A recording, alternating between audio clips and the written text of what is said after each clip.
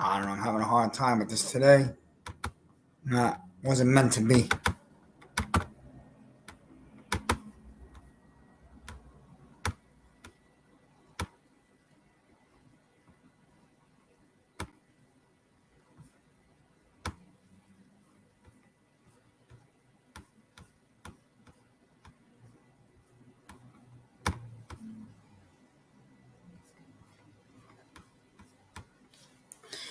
All right, 1 second, guys. Having a hard time with this today.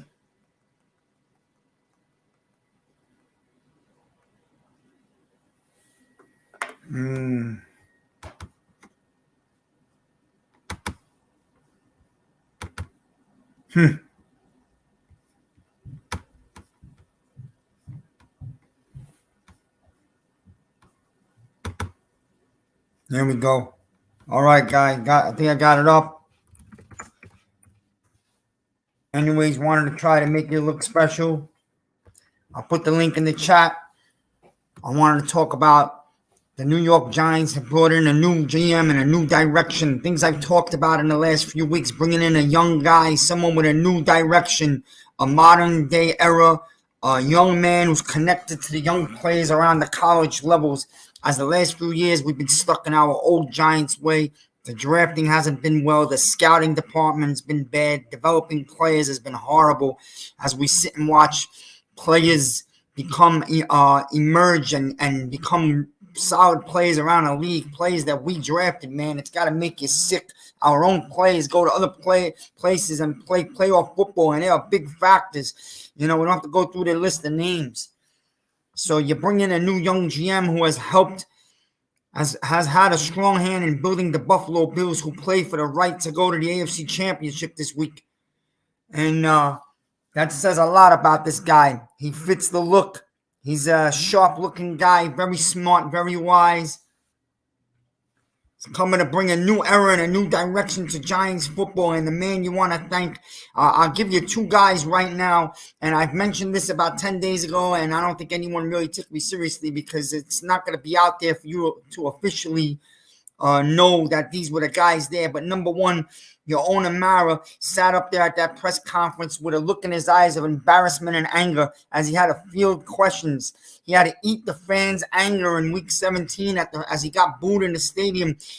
This is a guy who truly cares. A lot of fans start believing that he doesn't care, and I think he took that personal. So what he does is goes outside the organization for the first time in decades and says, I'm going to go get you a young guy, and I'm going to hand him the keys to this organization and tell him, please bring us back. Please build the New York Giants back to New York Giants football, because the last few years have been embarrassing. And he admits without such words, basically, that he's lost his ways. And you know what? It takes a strong man, a man who cares, to go out there and admit that and go in a different way. A 70-something-year-old man to change his way, an old dog to find a new trick, man. That's not easy to do, and you got to give a guy Mara credit for that. And if anyone thinks Mara doesn't care, you're out of your minds. This is an owner that's been around for decades. This organization is around his family. His family, the Maras and the Rooneys in Pittsburgh, have founded this league. There aren't two better ownerships in the entire football league, okay? They've been around for almost 100 years, and I'm proud of Mara for what he did. He went out and found us a big-time GM, and now he's going to allow this guy to have the keys, go draft players, namely an offensive line, something the Giants have been missing, and I think is the biggest glue to the Giants getting back to winning, and it could be as soon as next year, is go stack this O-line with staple pieces, not just middle-round guys, but go get top-round offensive linemen that are franchise changes. You got a 5 and a 7, and I would go stack this O-line with both those picks, man. You get yourself one of the best tackles in the draft at 5. You get a beast in Lindenbaum from Iowa at center at 7. All right, and you got two major pieces to go along with Andrew Thomas, and right there alone, you've gone from one of the worst offensive lines in the league to maybe a top 10 this very next year, and a schedule that's very favorable to turning it around quick. And I also believe that if you keep Daniel Jones and you give the guy something he's never had yet, an O-line, you've seen enough out of Daniel Jones that he can make big throws, stand in the pocket. He's a big arm. He's smart. He's pretty accurate. So he's done that behind no line, and he's taken a beating. So the man should stick around and deserve to have an O-line for the first time. You also get what you drafted in Barkley. If you give the guy a line, once again, we've done them no favors and we haven't helped them. If anything, we've done plenty to destroy them. You got a new young general manager. This fan base is excited, and so am I, as you can see. And now you have two strong head coaches lined up for next week. One in Flores, who's dying to be a Giants head coach, grew up, born and raised in Brooklyn, New York. The man is grew up a Giants fan. And he would love nothing more than to come coach his team that he grew up loving. That's like a dream. And like I said last week, anybody who thinks the Giants aren't a desirable organization or aren't a franchise that people want to be at anymore, you're out of your mind, okay? Stop doing drugs. The New York Giants are the New York Football Giants, all right? This is the biggest city on the planet. You come here and you bring this Flagstaff franchise that's lost its ways back up towards the top. You go down a king. Okay, and everyone knows that when you win championships in New York, you go unforgotten forever, and that's the bottom line, man. So whoever comes here is not just getting a good salary, is not going to get advertisements off the field. It's not all just that, man. The appreciation, the respect, your name goes down in history, and you could go look at some of the greats that have done it, and some of the teams in New York. Okay, so you're not just coming here like you're going to Tennessee or you're going to Minnesota to try to win. Over here, you're winning in the spotlight. And if you do win, you're going down Broadway with a ticker-tape parade, and your face is going down in history. You are etched in stone when you win in New York City. And the New York Giants are one of the biggest franchises in this country. So you got two guys in Flores, and you got Dabo lined up for next week. And I said, give me one of those two and don't give me anyone else. I want one of those two coaches here. I want the big-time head coach to go along with this, what could be a big-time GM. And the New York Giants have a brand-new regime. And for the first time since the early days of Tom Coughlin, the New York Giants have a real football regime. And you have something to be excited about. And you got 10 picks in this draft, 2 in the top 10. And I'm going to tell you right now, call me crazy, call me whatever you want to call me. But you guys know that a lot of times I've touched on the right things. This New York Giants football team is on its way back. The New York Football Giants are no longer a doormat. They will no longer be shitted on, and you'll no longer look at the Giants on your schedule and check that's a W for the other team. It's over. And we're going to build this thing, and I'm excited, and I'm confident in Mara, and I'm also confident in another guy that I had felt 2 weeks ago was behind all this. And I told you guys I believe this, and I do believe this. Somewhere in the background, on the quiet darkness, there's a man pulling strings, and all these guys are connected to him. And it should make you feel very confident that the Giants are going to get back to football. And his name is Bill Parcells. And Bill Parcells is in the background. He's probably working quietly with Mara. And I believe Bill Parcells had seen enough. Just like a lot of the ex-players have seen enough. Just like a lot of our fans have seen enough. That was rock bottom in December. And sometimes you got to hit rock bottom to come back up. And if Bill Parcells is behind all this, man, then you know that we are in good hands. I'm proud. I'm excited. We have ourselves a GM. Now we get to search for a real coach. And it ain't too many names. And when the list is not that long, that's a good thing, man. So I got guys out here who want to call. I know you guys are diehard fans and everybody wants to come on. I'm going to give guys a chance. I'm going to come one by one. My first guy waiting, I'm going to bring you guys up as you appeared, is Adam. Check out his videos with the hurry up. Very passionate fan. What's up, Adam? What's going on, man? Let's go.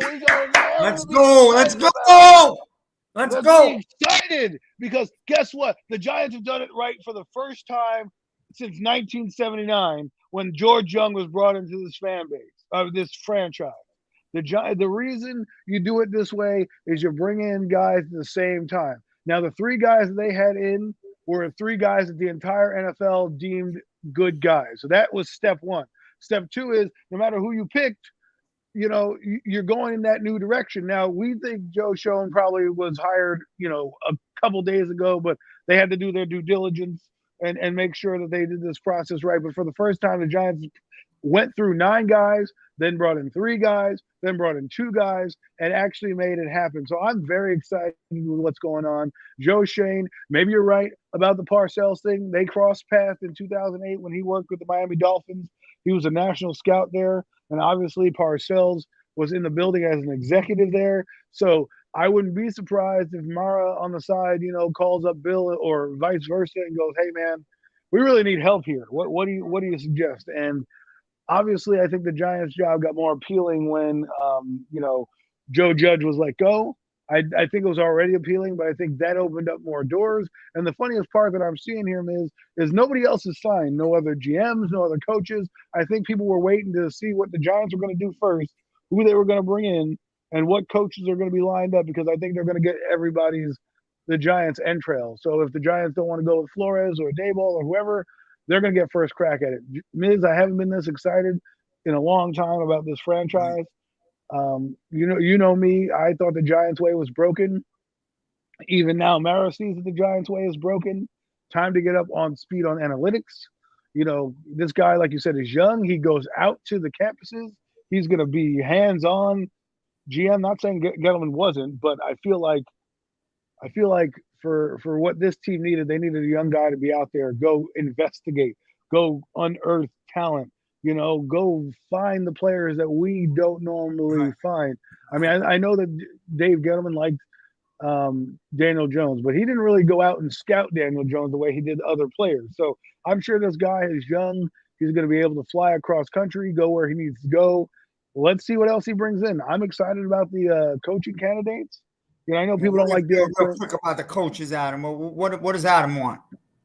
Adam wants Brian Flores. I would like Flores here for many reasons. I know Daboll is the guy that people want, and I'm cool with that. But for me, I just feel like Flores, I know people are going to say, "Oh, well, he was fired in Miami," but Miami's let's be honest, is a shit show of an organization, right? So the fact that he did certain things with that organization to win games with a chicken shit roster the first year, winning 10 games the second year, just barely missing the playoffs, and then winning 8 of 9 games, or 8 and 1 down the stretch this year, tells me he can go through adversity, tells me he understands pressure, tells me his guys are going to rally for him, and that's what I need in a guy, right? Daboll, while he might be a great coach, heck, he may be the next Sean Payton, he may be the next, Sean McVay, but to me, I want to look down the sideline. And as a Giant fan, I'm like, well, we're struggling right now, but this guy I know can get us out of it. And I feel like if you want to build a winner quickly, he's the guy you bring in. He's already done it. And what I mean by that is when you come in as a head coach, you got to know how to take charge of the team. He's already done that. You got to know what the feel, right? You got to be comfortable. You have to have a little experience. Remember, when you go in for a job, it's really hard in any walk of life to get a job without experience or some type of experience. And to me, I think the Giants, especially with Mara, I know he says he's not pulling the strings, but he is the owner and he is making suggestions. And one of the suggestions is Brian Flores, we really like. So if I'm the GM, I'm going to be like, I got to satisfy my new boss. I'm probably going to bring him in. And if he wows, why not? Now, Daboll, I like his resume. He's got 5 rings. He's been around. He's been on the defensive side of the football. He's been on the offensive side. Right now, you're seeing what he's done with the Buffalo Bills. So bringing him in accelerates, maybe Daniel Jones. Maybe he can help refine his game a little bit. And the only thing I would say about Flores is, who is your offensive coordinator? Because that would be my next question to him. Because obviously this offense struggled. We all know Daboll is an offensive coordinator. My question to him would be, who's your defensive coordinator? The longer the Bills stay in the playoffs, the time shrinks, right? The time shrinks for getting to know players. That's why Joe Schoen works here, because if you want Daboll, he can get all the notes he needs on players, and then when Daboll comes, let's say the Bills go to the Super Bowl, right? Hypothetically speaking. And I know Bills fans are going to kill me because they're like, why are you jinxing us right now with this? But if he does go, you need a guy who's going to be able to take notes on players and walk in and say, hey, Brian, this is what I've found about these players at the Senior Bowl. Here's a few guys. So that familiarity works for me, but I just think in terms of experience, Brian Flores is the guy for me. And don't count out Dan Quinn. I know a lot of people poo-poo him, but he did do a lot of things in Atlanta, and he was a program builder. Things happen. I mean, Tom Coughlin was fired, right? The great Tom Coughlin was fired. So don't look at it as like a bad thing that he was fired from his job. Everybody has lean years and down years. Jim Fossil had lean years. So, like I said, to wrap it up, maybe to give somebody else some time. I see Ash hanging out there next. I got Pat right after him. I'll try to get guys on and not hold on too long. Right. Other people probably want to call, but definitely understand people's excitement today. I feel like the Giants are finally moving in a good. It just feels like it's a good direction. January 21st, 2022 could be the start of something big in this Giants era. Well, Miz, thanks for having me on. I just wanted to get out that excitement, Always, and we'll see what happens next. Appreciate everybody's support. The rest of the team, let's go, New York Giant fans. We're back. All right, that was Adam, man. Everybody knows Adam's a very passionate guy. I'm gonna bring on Ash. Pat, I know you're waiting. Yo, what's going on? How you doing? How you doing? I'm doing Big good. Ash, check out Ash's video. He got a video out about an hour or so ago. I already saw it. Good stuff. Yeah, I appreciate that. How you feeling today? I know you're feeling happy. Listen, I'm excited. Same thing like Adam said. And we all know, like, my viewpoints were this was a perfect time to start over and bring in a new regime. What's up, Jersey Life? What's going on, bro? But this was a perfect time to bring in a new regime. I mean, like you said, we have 10 picks in this draft, 5 in the first 3 rounds. That's an easy way for a new regime to lay forth their foundation, right? And to get things going. I read a little bit about Joe Schoen. I mean, a lot of people just like some people, actually look into it, and some people we go off a hype. But every time the Bills general manager, Brandon Beane, every time he would get a lot of credit for stuff, he would always bring up Joe Schoen. He actually talked about Joe Schoen 2 years ago and was saying that he needs time, and in 2 years he would be a general manager candidate, and 2 years later he's a general manager. And now with the head coach candidate, like I talked about in my video, I predict that Brian Daboll and Brian Flores, either one of them will be our next head coach. I mean, I like either one of them. Not gonna lie. Brian Flores. Which one you prefer, Ash? Which one you prefer? Right now, the Giants are taking phone calls from the fans, so this is a chance to get in who you want. It might be your only shot in history. I mean, and they're both in my opinion, I feel like they would be great, but I'm gonna have to go with Flores just because I feel like he has the edge over Daboll. He has experience. A lot of stuff came out about Flores' relationship with the Miami Dolphins with Tua. I could see why people are worried about that, but I could also see it as a learning curve for him. I mean, he's gonna try to make the most of his opportunity. I mean, this was a dream for him. He's born in Brooklyn, and he has this at the top of his list. So I feel like this could be a learning curve, and he's going to try to make the most of that opportunity. And he also has a good chance to bring in a lot of people that can help him on the coaching staff as well. I said, a lot of people think he'll keep Patrick Graham, as his defensive coordinator. They worked together in Miami.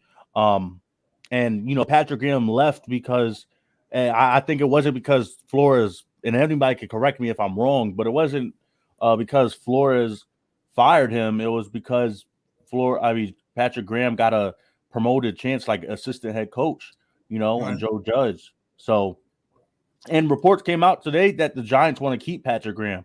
I know they want to give the new general manager freeway to do anything he wants, and he's going to get full control. But they could keep Patrick Graham if they want to bring in Flores. And another dude as well, I think as offensive coordinator, if Flores comes here, is Pat Hamilton from the Houston Texans, passing game coordinator.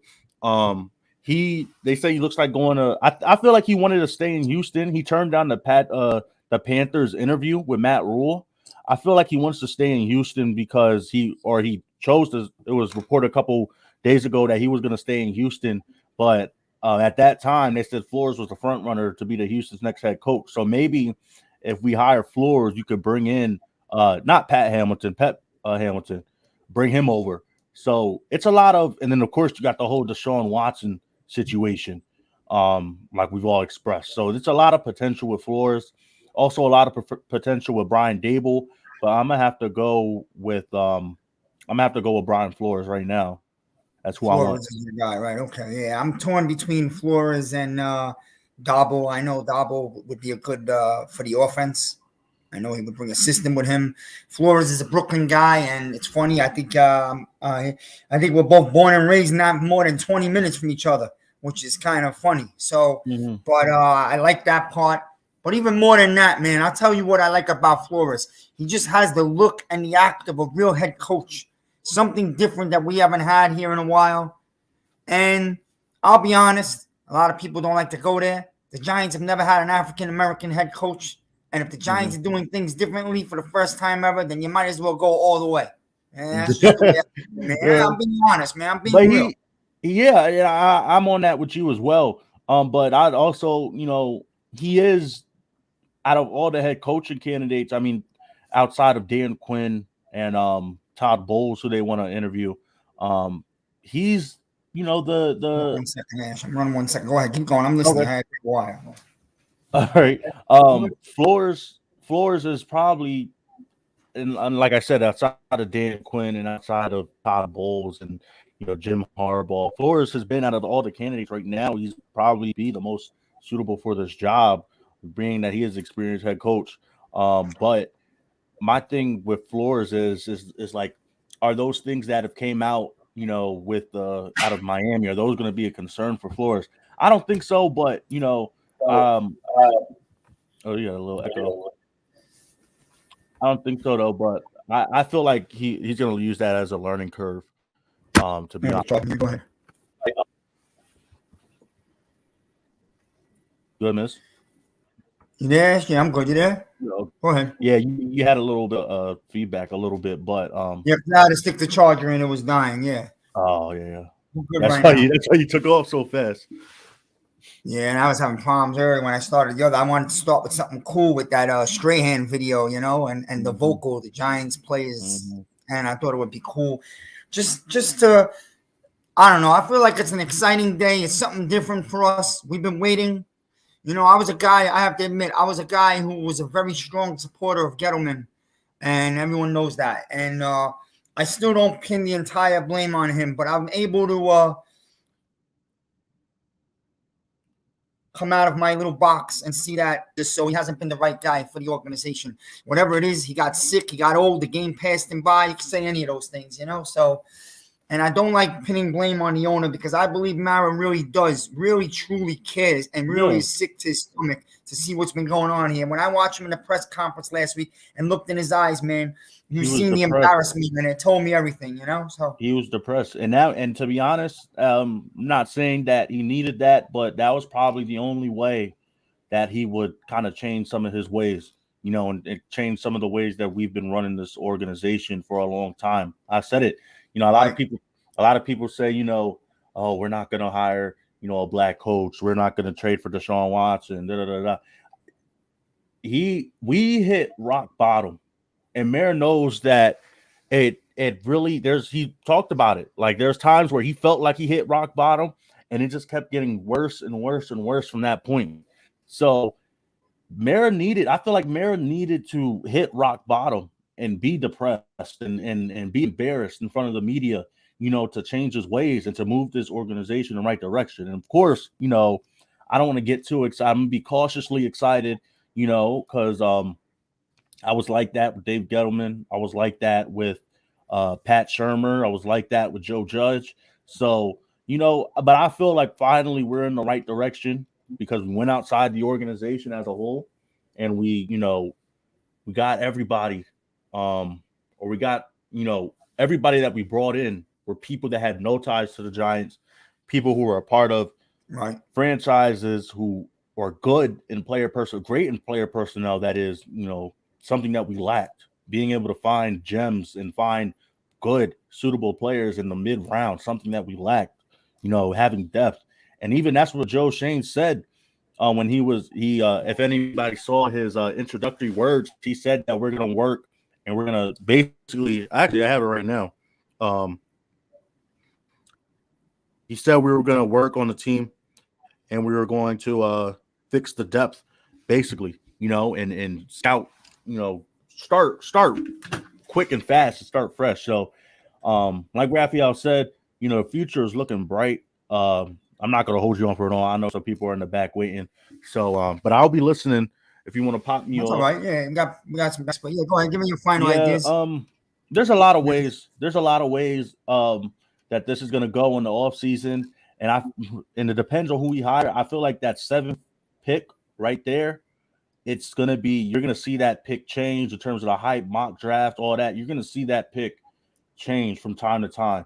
Like I did my mock draft with Nate from Nate Talks Football, and right now I had us taking Linderbaum, but it's going to change.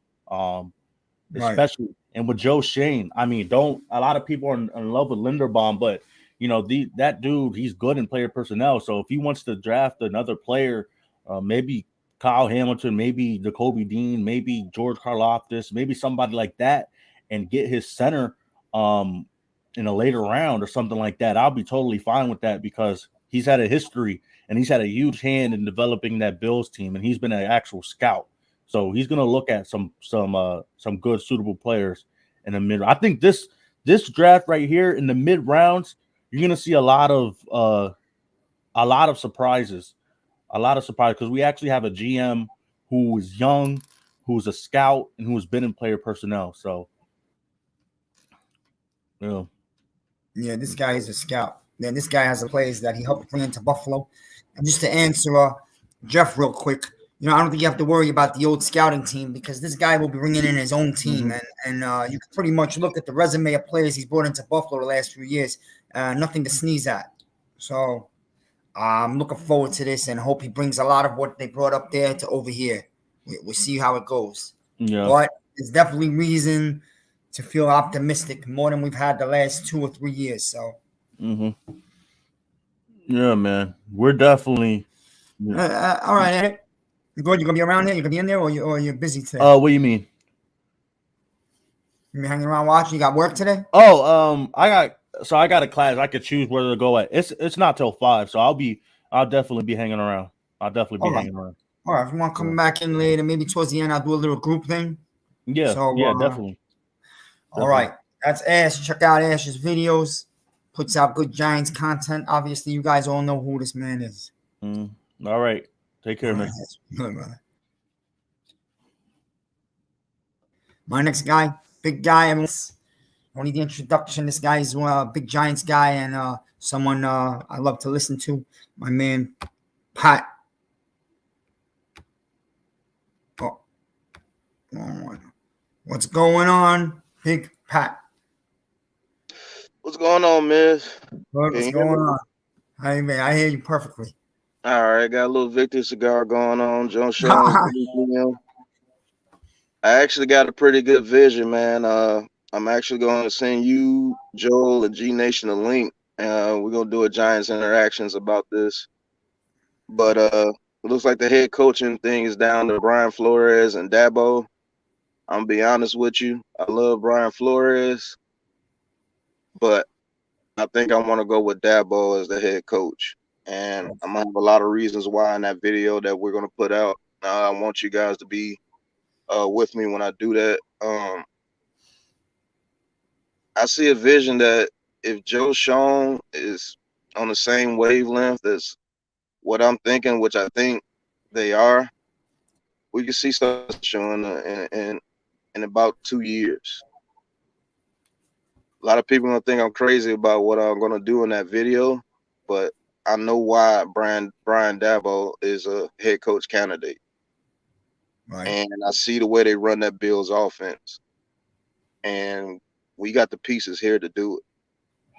Like literally, if they fix this offensive line, and it's said that the GMs actually have most of the GM candidates they interview actually like Daniel Jones. So It's a lot of reasons why I think it's going to be shown in Brian Dabo as a package deal, and I'm not mad at that. Especially if they keep Patrick Graham, that's even better. Because if you keep Patrick Graham, that defense really stays almost the same because they going off what Patrick Graham was doing with that defense. Right. So if that defense could stay on the same path, still be a top 15 defense, and his offense takes a step or two forward, I think it could take 2 steps forward. Man, that video is gonna be fun, Miz. But Yeah, I'm looking forward to it. You know it. Wanted to come on and show some support. Pat, there's a question. I'll let you answer it. Oh, has a question? Yeah, definitely. Hey, get this question from Mike Nixon. I'll let you have it. He says, Miz, but we're gonna give it to Pat. So, Pat, I have a question. Do you think now that we brought in Schoen, and this is a good question because we've discussed this, and we brought in Schoen, we bring in Adabo. You think they bring back Ingram because he has the same talents as Knox, which is the guy up in Buffalo, right? So, what do you think about that, Pat? I think they bring back Ingram if he's not commanding, like, if he comes back on a friendly deal, like a $4 or $5 million deal, most definitely they bring him back because they would know how to use him.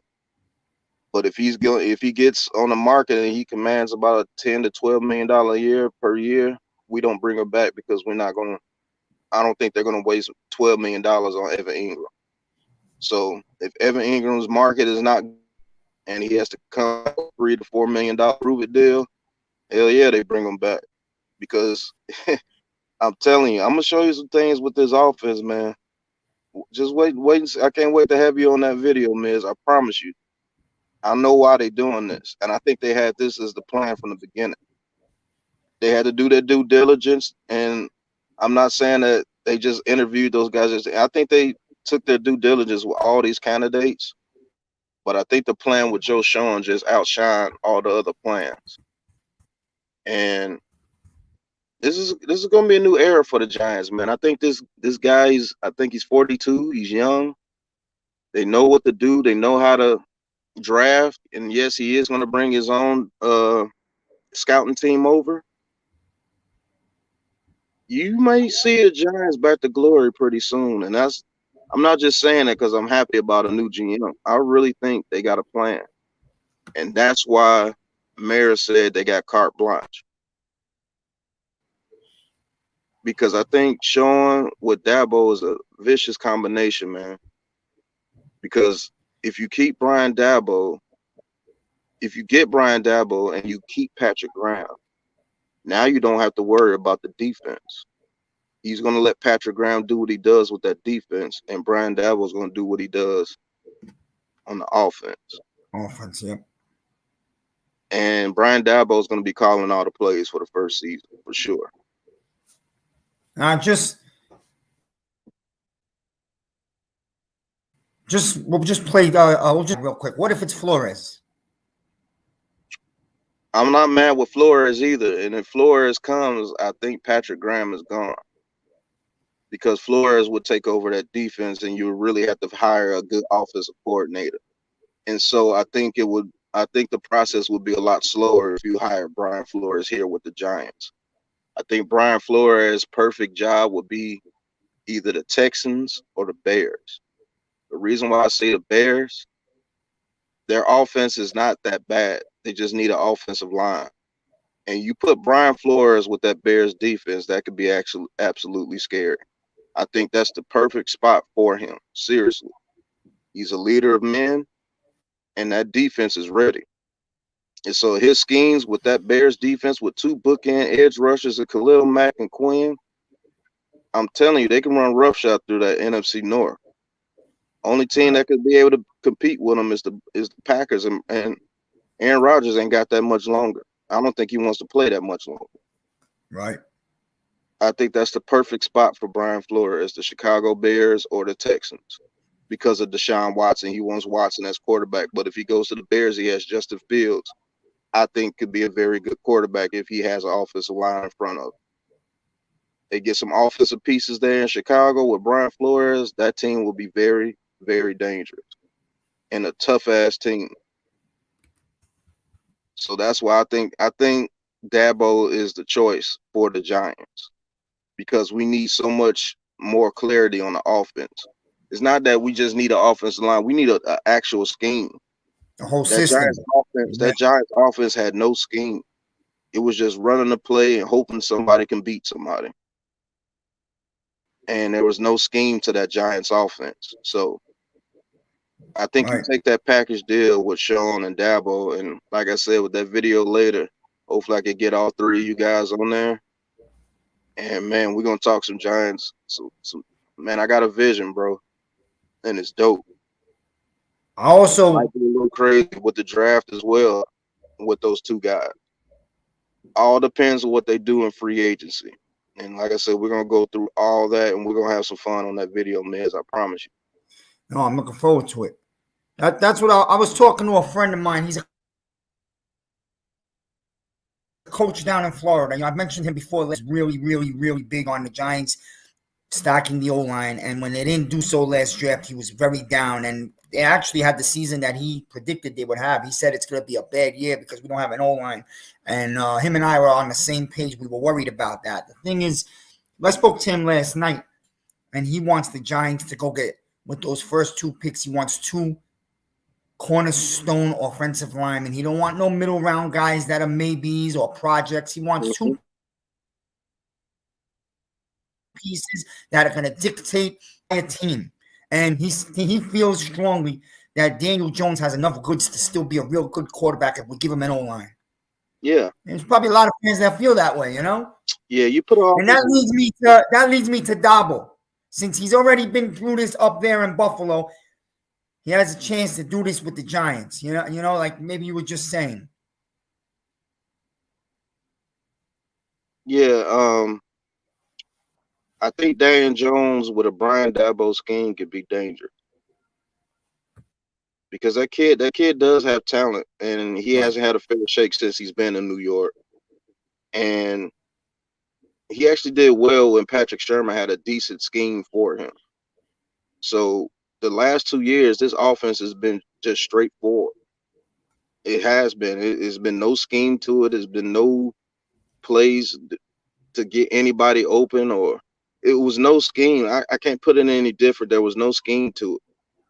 Right. Is if you got the people to cover us, you're going to cover us, because there was no scheme to it. There was no trips, receiver sets, man. When I tell you that this Brian Dabo scheme can have this offense a whole lot better than what it was, bro, I'm gonna show it. I'm gonna show it to you. And I think this is dope, man, what they did. And if he has complete carte blanche, like Mara said, look for this team to turn around very quickly. And I'm gonna be honest with you, if everything goes the way they plan and everything happens right, this first year, you can see the Giants with about 8 to 9 to 10 victories coming up. Because if they get an offensive line, that's all they need. A nice offensive line, a decent offensive line. I ain't saying we gotta have the number one offensive line. Just be in the top 15, top 12, to where a quarterback can be comfortable. And you're gonna see a different Giants team. You're gonna see a different Daniel Jones if they decide to go along with them. And like I said, they said a lot of the GM candidates didn't mind Daniel Jones, so that's a good sign for Daniel Jones. But you gonna see, man. It's exciting times for New York Giants fans. Got a fresh new start and a boatload of picks. So let's see what we do. But that free agency is going to determine what they do. I promise you. And we'll see what this regime's going to do. Mm-hmm. I got one thing for the Eagle fans out there. It sounds to me Eagle fans are a little nervous. You know, they got their little things that they want to stick in there at us. They're laughing at 9 or 10 wins. But meanwhile, your team was supposed to win 4 games this year. You turned it around in one season. Every year in the NFL right now, you see 2 teams turn it around and come out of nowhere. The Giants have a very easy schedule. They're starting to put it together. So you can laugh right now, but we're going to find out next year. And I know deep inside you're worried. Also, I remind you, that garbage can team that you saw this year, you guys lost to them. So... Right, and I told everybody, oh man, you're a hater, Pat, and everything with the Eagles fans. I told the Eagles fans that you guys did not beat one team that was good. You didn't. Congratulations on beating the teams that you were supposed to beat. You did what you were supposed to do. That's a sign of a team that can go on the rise. But I told you guys, when you go into the playoffs, it's a different beast. Everybody's good when you go to the playoffs. And when they went into those playoffs and they drew the Buccaneers first, I knew that was their ass. I knew it was that was their ass. And guess what? You faced a Buccaneers team with like 50% of their weapons gone. And you still were got down 31-0. You stop the Eagles running game, it's over. Why you think they went on that tear? Because nobody could stop their running game. Wasn't enough good teams to stop their running game. The only team that really did stop their running game, and we didn't stop it. I think they still got 200 yards that game. We still beat them. With the trash team that we had. So imagine if now that we got Joe Schoen and he brings in Brian Daboll and that offense can score 20 points a game. I'm telling you, you keep Patrick Graham, you're going to see. You're going to see. I promise you, you're going to have a good year from the Giants. We might not make the playoffs. We might go 8-9 or 9-8, but it definitely is not going to be like how this year was. I promise you it's not. Definitely not. Definitely if we get an offensive mind that actually has a scheme, and I'm telling you, that Brian Daboll scheme is perfect for what we have right now. And I can't wait to show you. No, I'm gonna be excited for that. Beyond what you guys, of course. My thing is this: in every year, you expect the team to have a good season because you went out and happens, and whatever it was, the fan base was hyped last August, right? We all could say that we were all hyped. It wasn't, and a lot of people thought the Giants would be a wild card team, but they weren't. But here's the thing: I remind people. The Giants have a chance to put together the one thing that probably broke the Giants. And if you fix that one thing, I truly believe you get a healthier season. And what you get is a pretty, not a great, I'm not telling you the Giants are going to Super Bowl. I'm not even telling you to win in the division. But I'm telling you what you're going to get is you're going to get a hard team every week. And a team that I looked at the schedule, man. There's no way to avoid it. The Giants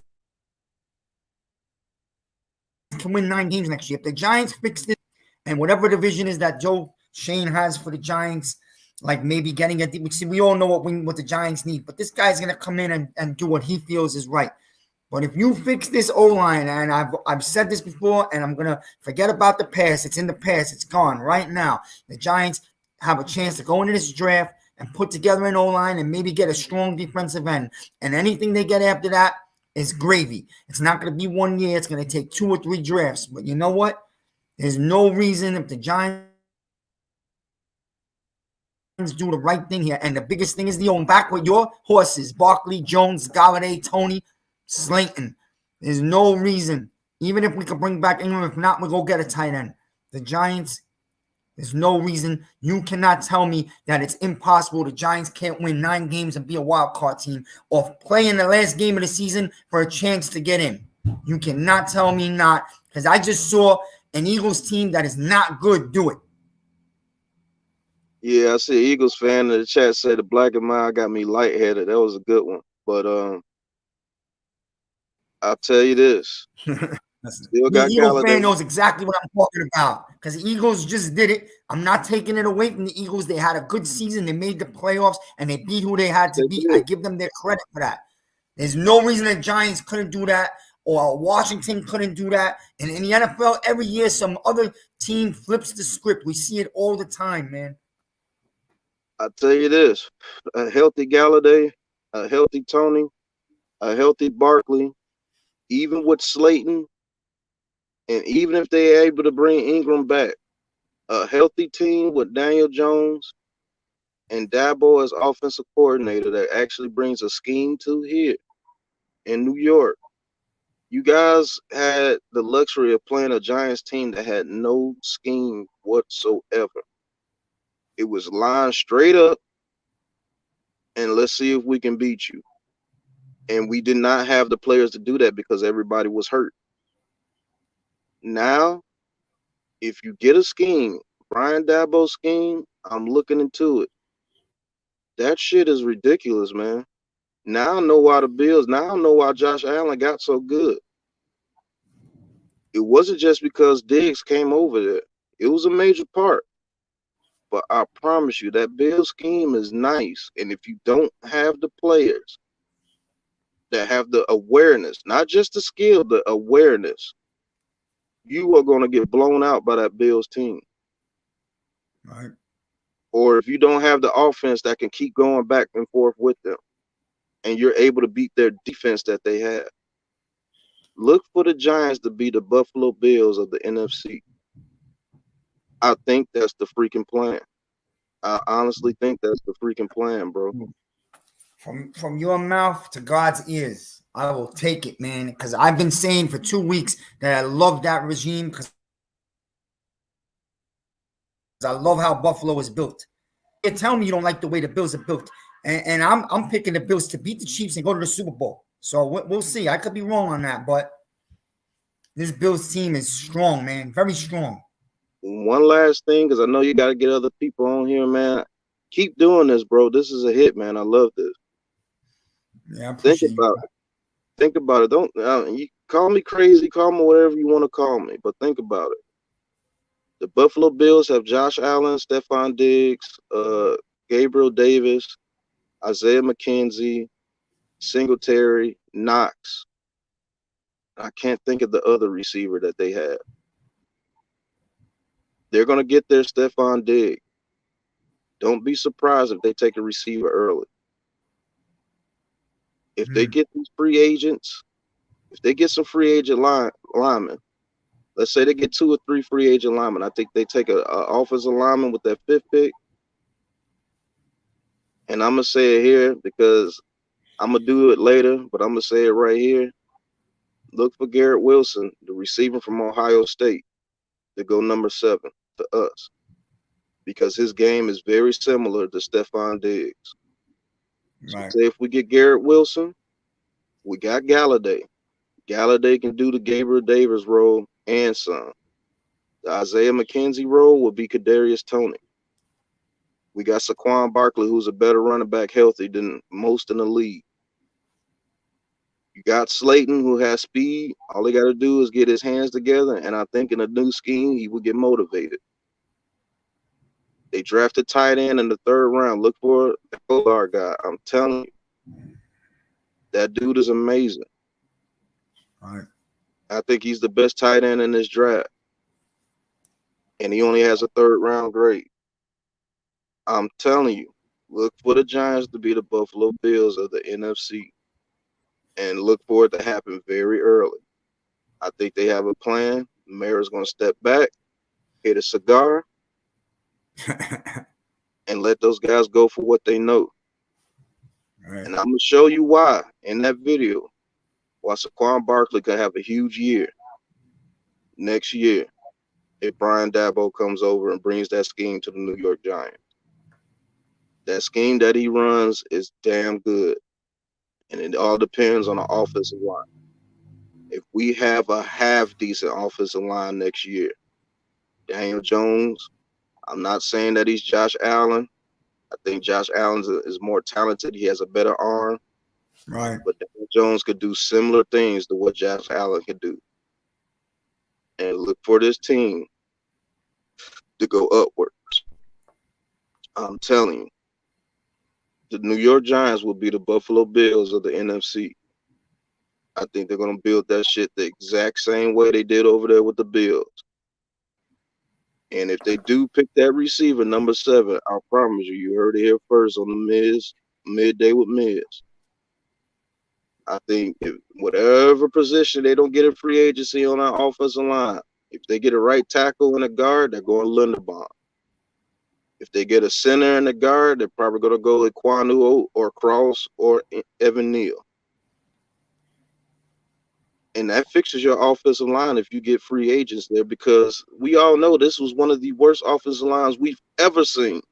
Ever seen. In Ever seen. the NFL, ever seen. Ever, yeah. So you get some confident offensive linemen in here. With Andrew Thomas already there, you get a guard in the center or a guard in the tackle.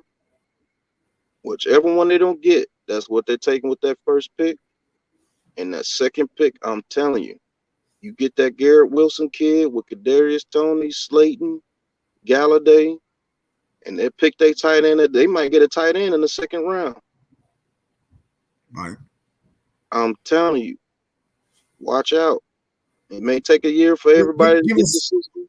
Pat, give us one guard the Giants could draft in the third round. I know they have 2 picks. One guard. Let's say the Giants want to go get a guard in the third round. Let's say the Giants spend the second rounder on a defensive end or a linebacker. You want to go in the third round. You want to grab a guard with the first pick in the third round that they have out of 2. Throw a name out there. If Mumford falls to the third round, which I think could happen, honestly, the guard Mumford, I think, is Ohio State. He'll be a good one. And honestly, I would get a tackle in free agency, because if I can't get, well, it just depends, because like I said, whatever they get in free agency, that first round pick is going to be what they get. If they don't get a guard, if they get a center and tackle, they're going to get a guard with that first pick, probably Kenyon Green. If they get a center and a guard, they go tackle. If they go guard and tackle, they get a center, which would be Linderbaum with that 5th pick. But look for that number 7 pick. If I know that what they're trying to do to be the Bills of the NFC, look for that Garrett Wilson kid. And I'm telling you, that kid is nice, man. Looking at his film, he is nice, and he will be an absolute monster in that system. And look for Kadarius Toney to have an amazing season, because you're going to see him more in the backfield. You're going to see him, man. Watch when we do this video, man. You're going to see. I promise you. You might say I'm foolish now. Whatever you want to say about me, I'm always going to give my opinion. And I'm telling you, look for the Giants to be the Bills of the NFC, especially if they bring Brian Dabo over, which I really think they are. I don't see any other choice, but unless they want to go with Flores, like you said, they just go all the way and change everything, because we haven't had a black head coach ever. So that would be dope too. But I think the best one would be Dabo. I mean, he's right there. There's reports that he's coming in for the interview on Monday or Tuesday. So he's definitely coming in for an interview. We know that much. So yeah, but I think the perfect spot for him would be the Bears. And I think he turns the Bears I think he turns the Bears into a playoff team this year coming up. No doubt about it. I do agree with you. The fit for us with this GM is Dabo. Yeah. By slightly more better for a fit for the Giants right now. It just seems right. But we'll see. Yeah, I'm telling you. I see you guys back in LA Sports. I see you, Stuart. So hold on. Get you guys on in a few minutes. Yeah, Pat. Yeah, I'm telling you, Brian Dabo is probably the best one with Schoen, because we need offense right now. And they've worked together. Remember, Brian Dabo was a coach of that 2018 Alabama team that was vicious on offense. So I'm telling you, right? They go Brian Dabo, man. I think that's the way they're going. Buffalo Bills of the NFC. Yeah, and if they keep everything together in Buffalo, what Super Bowl would be if the Bills and the Giants played each other? Do you know how many storylines that is? Yeah, that'd be great. You've seen it once in 1990. I remember it. But this is a different day and age, so you're right. The hype would be much, much bigger. Much, much bigger. You got the Bills GM with his understudy with the Giants. Now the GM and the pupil beat the master. Man, it's so many storylines with that, bro. Yeah. New York also. You know, you got the upstate New York versus New York City, because, you know, upstate New York and New York City don't think of each other as the same state, you know, with two different worlds. So, yeah. And we seen it once, and it was one of the greatest Super Bowls ever, 2019. So, but I don't want the fans out here to think the Giants are running to the Super Bowl next year. You got to understand, this is a little bit of a process. But when you see direction, you feel good about it. You got to understand that this is a process. But I will say this. Joe Schoen turns out to be the real deal, it's not going to be a long process. I'll tell you that now. With the pieces that they have, I agree. and we have a way to get more cap room than people think. Right. We have a way to where if they restructure some contracts, we can have upwards of $40 million in cap room. Right. You have to push a couple of contracts back, but with that new deal, that works out. Because in 2 to 3 years, the cap may be around 270 million, and we'll be able to hold those contracts at that point in time. So, Big Blue Crew, stand up. New York Giants, stand up. You get a fresh new start. Joe Schoen. I don't see any other way Brian Daboll is not the new head coach, but we'll see. Even with Patrick Graham, it may take a little longer than what you expect if it's Patrick Graham. I'm just going to be honest with you because I don't think he fits like he would fit in Chicago or the Texans. Right. With that Texans team, he'll get that defense playing hard, and then he has Deshaun Watson. Who knows what you can do with that?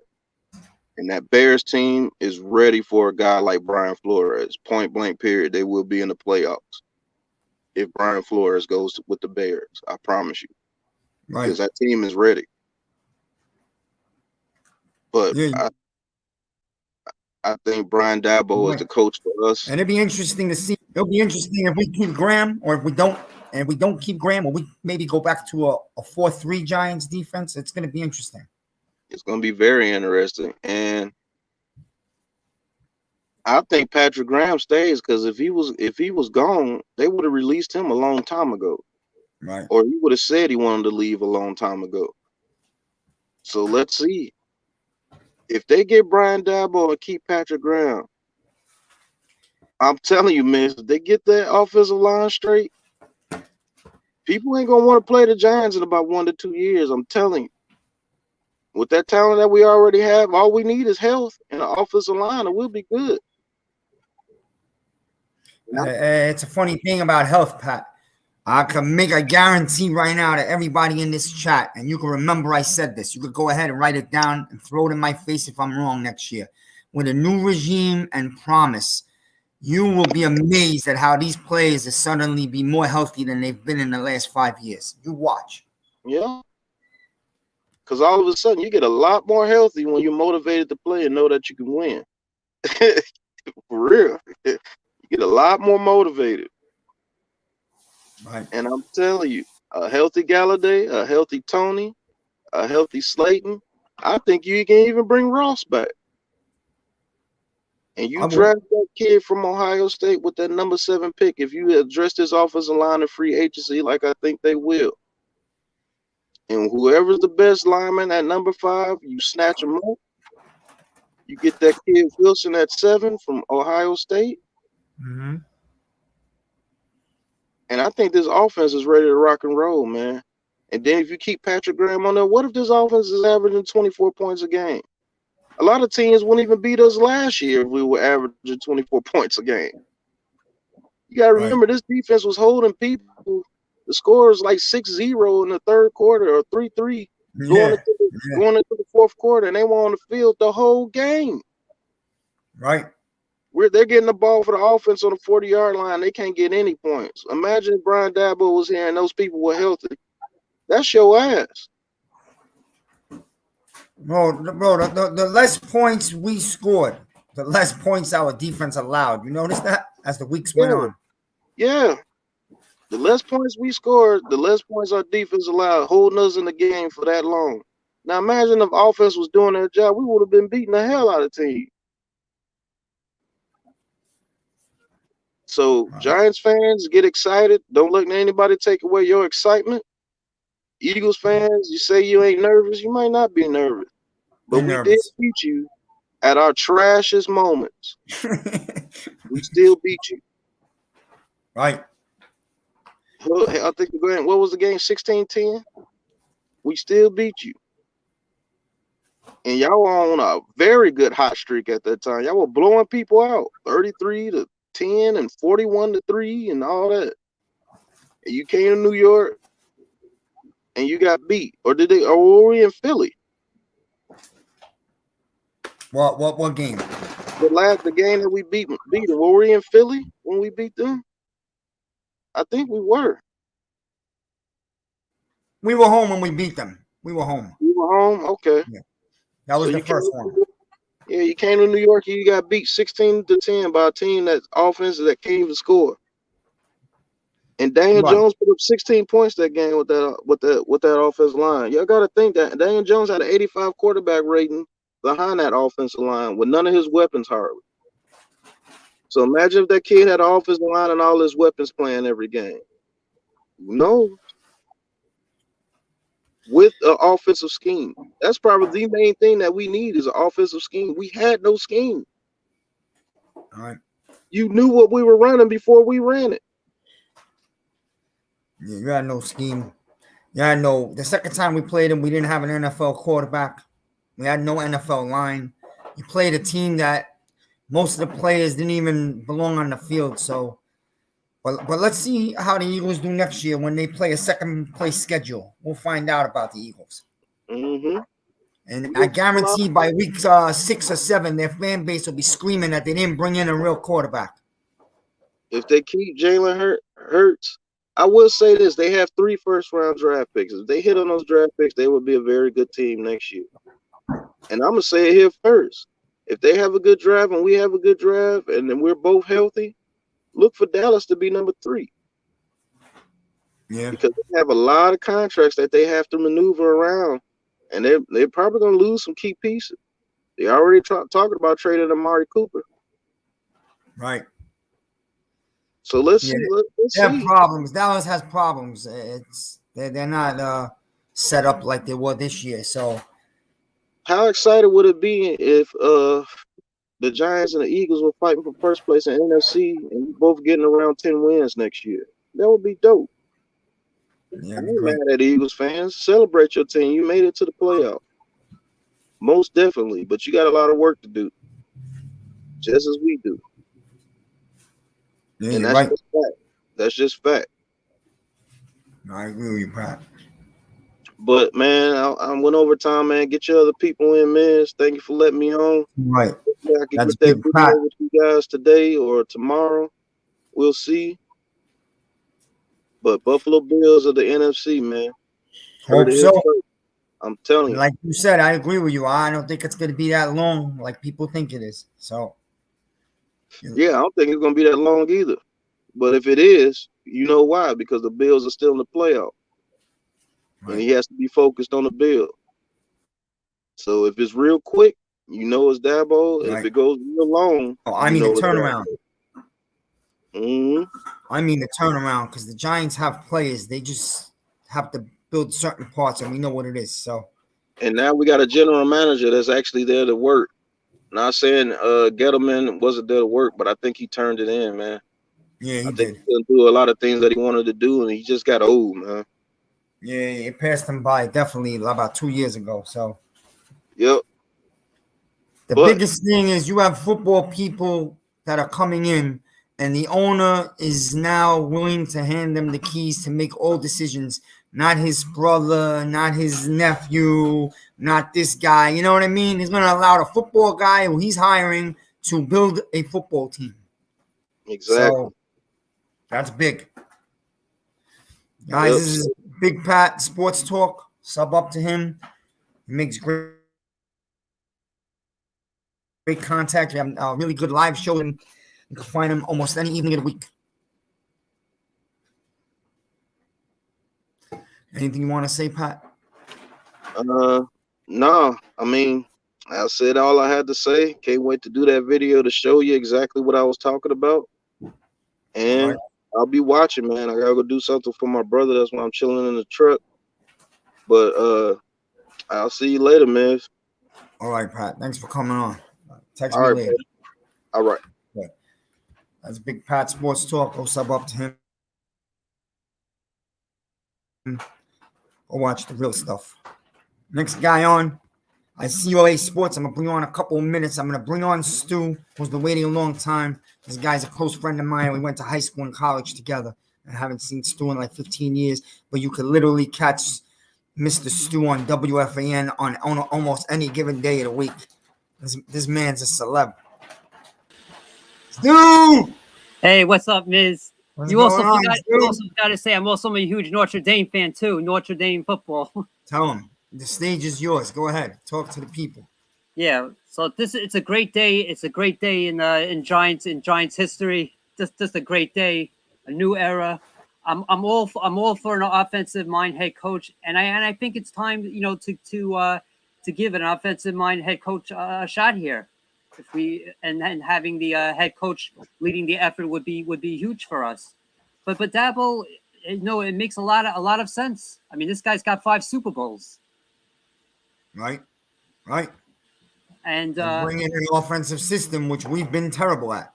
Right. So now if somehow we get Flores,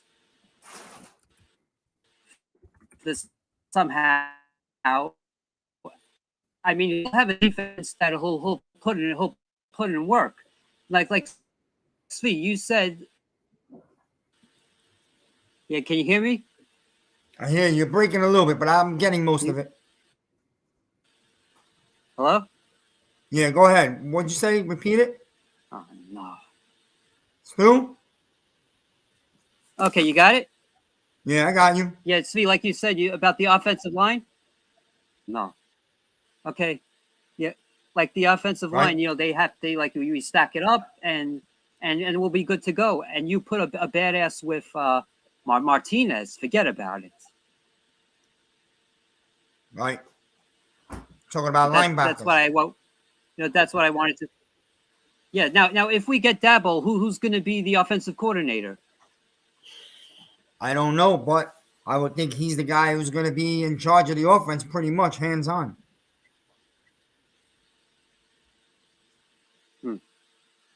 Yeah, so that's all I. So, you hear me, Stu? Yeah, I hear you. Yeah, I hear you. Yes. You'd rather have So, Dabo over Flores, right? You'd rather have Yes. Dabo over Flores? Right. Yes. I'd rather have Dabo over Flores. Definitely. And where would you want to go with the 5th and 7th picks? Or what's your idea? I would go with the like what Big Pat said. The later on, get that wide receiver. Where I read about it, he's supposed to be good, and that guard from Ohio State. So at 7, you would take the wide receiver. Yes, and later, like you 5? said, stack up as much as offensive line as you can in your early rounds. Right. That's what I feel. I feel we have 5 picks in the first 3 rounds, and 3 of those picks better be offensive linemen. That's just how I feel about it. Yeah, and then you may want to get one pass rusher, and then the rest, with the tight ends and the wide receivers later on, later on. But the most important, it's so imperative for them to get the offensive line, and one or 2 pass rushers, and we're all set. We're not like you said, we're not that far off, really. Really not. I know people look at the Giants and they saw garbage football this year, but if you're really inside and know what's going on here in the metropolitan area, you know that the Giants have some pretty good weapons. They also have one of the better defenses in football. So you really, like you said, the Giants are not far off at all. If they build the O-line, which they neglected last year, I think that Daniel Jones is still a pretty good quarterback. He's not great. He's not top 5. He could be around 10, and he's a really good pocket passer with a big arm. An O-line, and another off season for Barkley's knee. I think you'll see the Barkley we saw in his rookie year, or close to it. Yeah, well, I know for sure now. If whatever the head coach we get, it's going to be more than 6 wins, more than 6 or 7. I could tell you that. The rest, that's all I know. But 100%. Yeah, if you look at the schedule, the Giants have one of the easiest schedules in the league next year. So. Oh yeah, that definitely they have that shouldn't be a problem at all. That shouldn't be a problem at all. Right. So, yeah, so that's all I wanted to say. And Miz, thanks for letting me on. So. All right, Stu, it's good hearing from you. Come on next time. I'll come on, all right?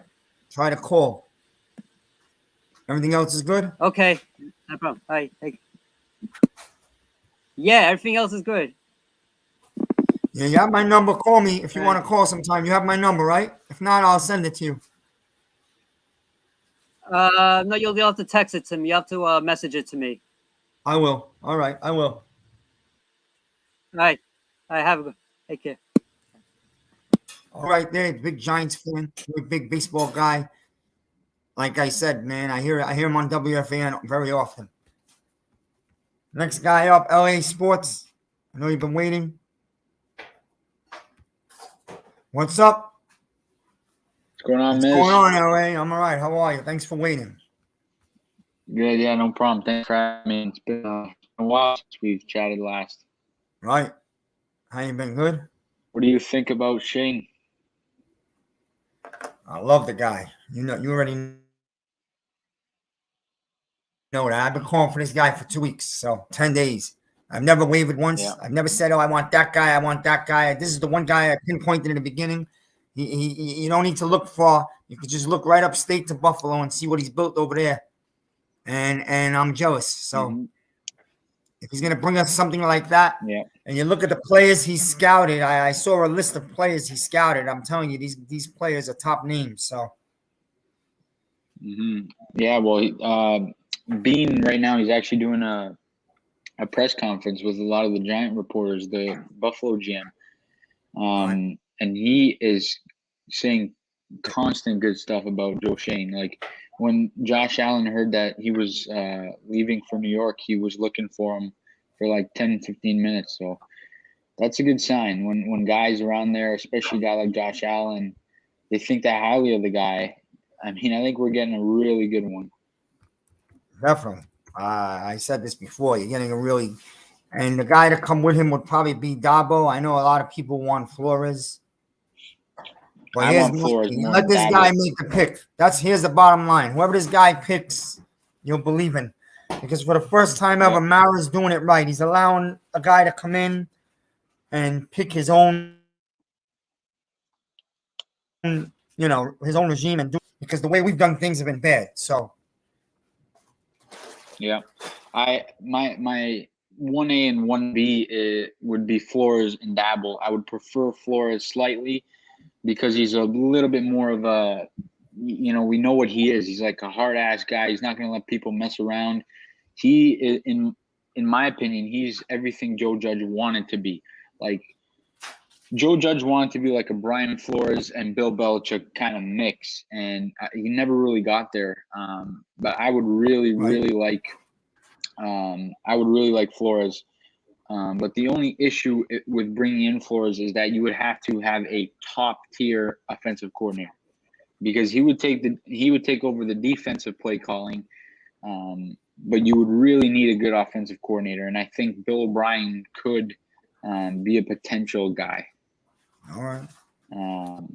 Yeah. I think that's why a lot of guys want Dabo, because he comes as a package with Joe Shane, and he will call plays. He runs an entire offensive system. The Giants right now, their offense was the worst in the league last year, so people want to fix the offense. I've always been a defensive guy, but to me, it looks like they come together. To me, it sounds like Shane and Dabo come together as a package. It seems that way, So yeah, it's and I think a lot of people want Flores. He's a really good, tough-nosed coach, and he was born and raised in Brooklyn. So a lot of people like that. But I think but some people have an idea that if you get Flores, you're getting Watson. That's not the case. So no, it's definitely not the case. I think it increases. Yeah, it obviously increases your chances, obviously, but it's definitely not given. I mean, you would have to give up a lot of draft capital and probably a couple of beneficial players off the roster if you want to bring in Deshaun Watson. And realistically, depending on the price, I wouldn't be opposed to it, but I mean, you would have to have Flores and a really, really good play caller before you make that move, and you would have to wait till March at the earliest because you need to make sure all of his legal issues are all handled because he's had some issues with that. He's having a hearing in March. So, if right before the draft you could, make a deal for Watson and somehow keep one of the top 7 picks. Like if it's a first this year, a first next year, Jones, Bradbury, a second and a fourth, I'd be interested in that. And then draft a tackle or a guard at 5 or 7, whichever one of those 2 picks you keep. Right.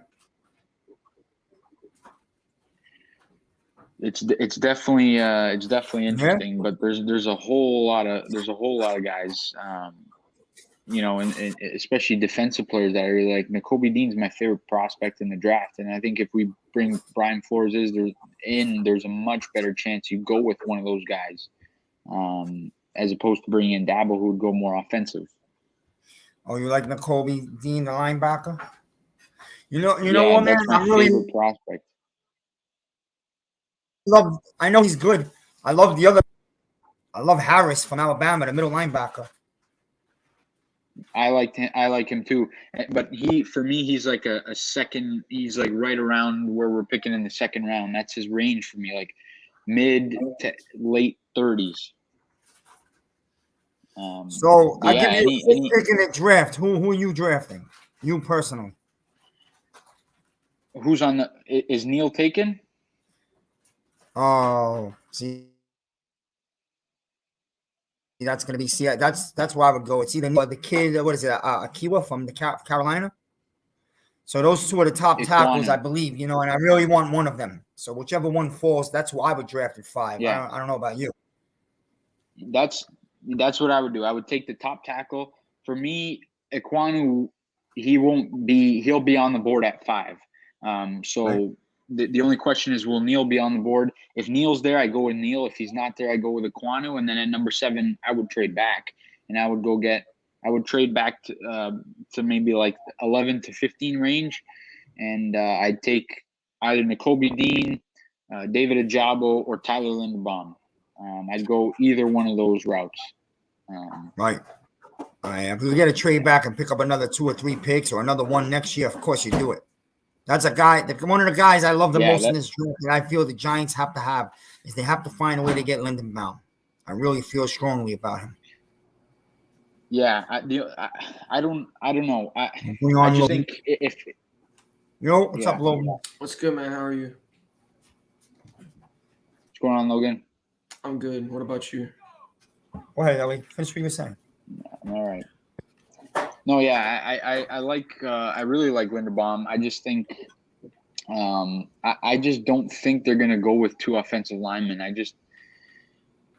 It wouldn't be a bad idea at all because that's a huge need. But I think in free agency, I think they free up a little bit of money, and I think they get a 1 or 2 offensive linemen that are capable of playing as a starter. A guy like Alex Kappa. From Tampa, those kind of guys. And if you do that, then I wouldn't take 2 offensive linemen. I'd take 1 in the first round and then 1 in the second round, and I'd take a defensive player like a Jabo or Nakobe Dean with that second first round pick. Right. Mm-hmm. What's going on, Logan? I'm good, man. I in the draft, honestly, at 5 I'm going Ekwonu, and then at 7 I'm taking Linderbaum. Dude, that's my draft right there. I guess Logan and I are on the same exact page. Mm-hmm. Same thing with my friend last night. He's a coach, and he wants the Giants to stack 2 offensive linemen with the first 2 picks. Don't play around. Don't look at any sexy players. Take those 2 right there. He feels that Daniel Jones could still be a really good quarterback if we give him an O-line. Yeah, for sure. The only thing is, I think the Giants are going to sign at least 1. I think they're going to sign at least 1 offensive lineman. I think they're going to sign at least 1 offensive lineman in free agency, which would fill 1 need on that line, and then you would have 2 capable guys. If you draft 1 in the first round, 1 in the second round, now you're up to 4. If you can, just find another guy, like I just think. I still think you can't shy away from that defense. And if Brian Flores is the coach, there's no way. I just can't see I just can't see us going offensive line in the first round. I think if Flores is the guy, I think you see a Nakobe Dean or a David Ojabo or maybe even a Kyle Hamilton. Yep. Don't. It's one more. It's another prospect. I don't believe he's gonna be there. I don't know if he's definitely gonna be in a late first round, probably second round. Who I really like. But Nakobe Dean is a beast. Mm-hmm. The only thing Christian Harris can probably do better than Nakobe Dean is cover. Christian Harris is a very good cover linebacker. Yep. But also this guy is too, who I just wrote down, who I'm doing on the Monday mock draft show. Devin Lloyd from Utah. Oh yeah, that guy's good. I think he's going to Philly. I think Philly's going to take him. Hey, this guy doesn't have really much weaknesses. Besides his athleticism, it's really his athleticism the only thing from Devin Lloyd that you can really question. But far as instincts, tackling, sure tackling, versatility, great coverage, sideline to sideline, linebacker, and he can pass rush too. Devin Lloyd can pretty much do it all. Devin Lloyd is going to be an underrated linebacker. What's up, Miss? How are you doing, man? What's going on, brother? Doing good, man. I saw what happened earlier with your team. Y'all hired Schoen. Shane, yeah. Shane. I don't know why they put the O, but Schoen. I like that hiring for y'all. I think he can, make you have a new mind there with Schoen or Shane. It's not old school mentality where you're just telling everyone what to do and just use them and stuff, I guess, and just not give them any type of power whatsoever and not let them run their own team. I think Schoen is a younger mind. I think he can establish something for you guys. And I like him way more than Gettleman. So. Oh, yeah. Obviously. As much as I hate your team, I it's like Gettle shit, not Gettleman. You're getting a young 41-year-old with a really good direction, which the Giants haven't had because the Giants kind of got lost in their very old school ways. And a man who has a resume of scouting pretty good talent and has a strong hand in building what you have up in Buffalo right now. So there's reason to be excited. Don't expect to have a great offensive line, though. I don't think you guys will have the best offensive line, but I think it'll take time to progress. I think it'll be. We had the worst line in the league last year. We had the worst line in the league. So if you give me 14, I'm happy. I mean, yeah. If you give me a below average line, I just think it'll have to progress a little every single year for you guys. It can't just be perfect as soon as it gets there. But I think it'll take averages every year. But look, if you go 2 staple pieces with 5 and 7, and you already have Andrew Thomas, and right there, you already have now a solid, not great, not the best, a solid O-line. You now have a football offense again. The Giants do have weapons. You cannot deny that. Logan, how much is Ben Jones asking for, in terms of money? Ben Jones, I think he's acting for $11 million a year. Do y'all have that? One guy really wants. Yeah, the Giants will have about 35, 39 million. Yeah, that's what I would do. That's exactly what I would do. Then I would take Ben Jones. I would get Linderbaum, and then I would get a defensive end in that first round if I were y'all. I would get Linderbaum, and then I would sign Ben Jones through the free agency and get a guy like, I don't know, a Jabo if he's there for you guys. I could see him going to Jabo is going to be there. Jabo definitely is going to be there. So. He's going to be there. Yes. He's a beast. That's what I would. Ojabo and Dean are 2 beasts. I like Ojabo. Dean and Ojabo's definitely going to be on the board. They're definitely going to be on the board by the time they pick. I like Ojabo, but he might be a product of Aiden Hutchinson. If I'm being honest. He's not polished yet. Like Aiden Hutchinson, he's a good player. I think it's kind of like what what's his name was Aziz Ojulari. He's not the most polished, but he's still a good player. Mm-hmm. Kind of like that. Speaking of a great rookie year. Yeah, I'm not denying that. I'm just saying he wasn't the most polished coming out of college. Right. I think he's going to have an amazing season. What are some next year. cuts? What are some cuts you guys would make? Bradbury. You would cut Bradbury, and how about Martinez? I don't think they're gonna cut. I don't think they're gonna cut Bradbury because it's gonna be a hit. What they could do is find a trade for him. Yeah, I still think you can get something for Bradbury. If they wanted to. I still think there'll be a team that'll. Yeah, that'll I think take it'll be a Bradbury for team. like a fourth. I think you can get a first round pick. You can get a mid to late first round pick for Bradbury. I think it's a team that's gonna take him for at least one first round pick or mid to late first round pick for Bradbury. I think you can still get first round pick, you know? I don't think he's like terrible, like horrible. He is. I get that he's not. I get that he's not the best cornerback in the world, but he's not like bad to where you could say I'll line him up in a defense that he can't play in and say he's gonna suck forever. But I don't think he's like that. I think he has something there. It's just not the greatest. And you could they might just ride with him. They have a good they had a good defense, man. The defense was on the field all year long. No offense, no clock killing drives. So the D was on the field all year long. But if you put together some type of offense and you have an average team, the defense will play really good next year. So you could keep most of them. And a lot of those contracts come off after next season. So they might ride with him one more year rather than take the hit. Yep. Maybe. I thought y'all defense performed well last year at the late stages of the year. To me, I don't know if it's because y'all Giants fans, y'all would know better. Bradbury, what coverages did y'all most play? Zone. I think he will be a better man corner. I don't think zone is actually his stuff. I don't think zone is Bradbury actually stuff. I think he probably will be a better man-to-man cover guy than a zone cover. Now, Dory Jackson, he needs zone coverage. He needs over-the-top help. He is absolute garbage in man-to-man coverage. But I think Bradbury can be better in man-to-man coverage than zone. Right? Yeah, he's not a good man-to-man corner.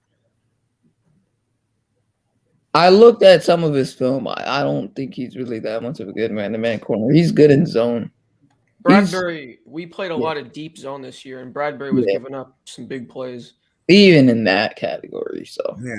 I mean, was it just him or was it confusion in the zone coverage? Because in zone, you got over-the-top help too, though. Yeah. You got over-the-top help in zone. You're not man-to-man in zone. When you're man-to-man, you just right there by yourself. You're on an island by yourself. Zone, it's possible you can have confusion because you're not playing the man.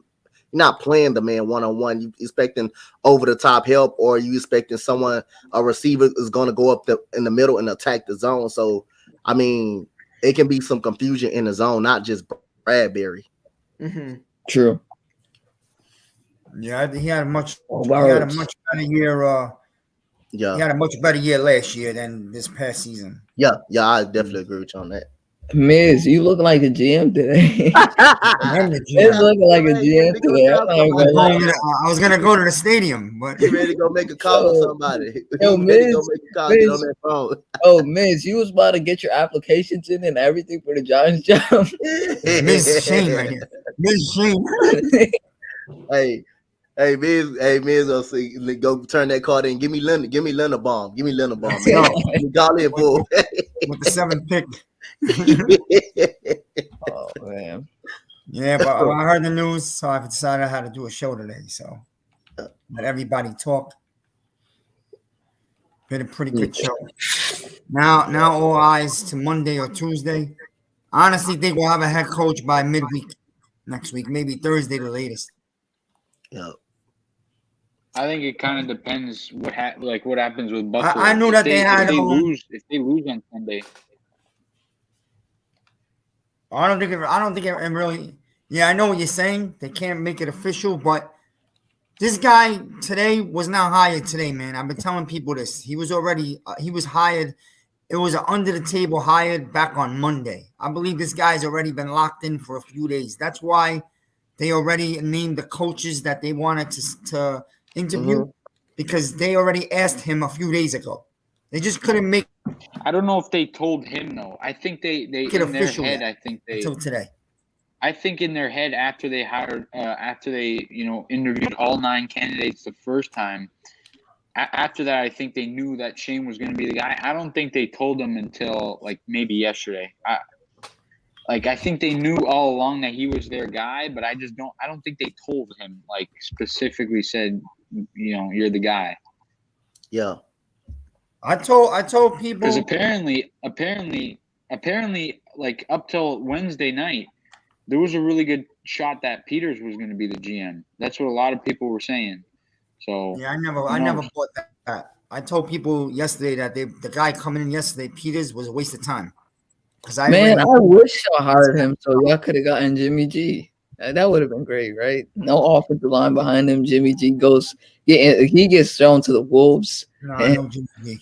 Slay, stop talking. No, I'll keep Jones for another year. No Jimmy G.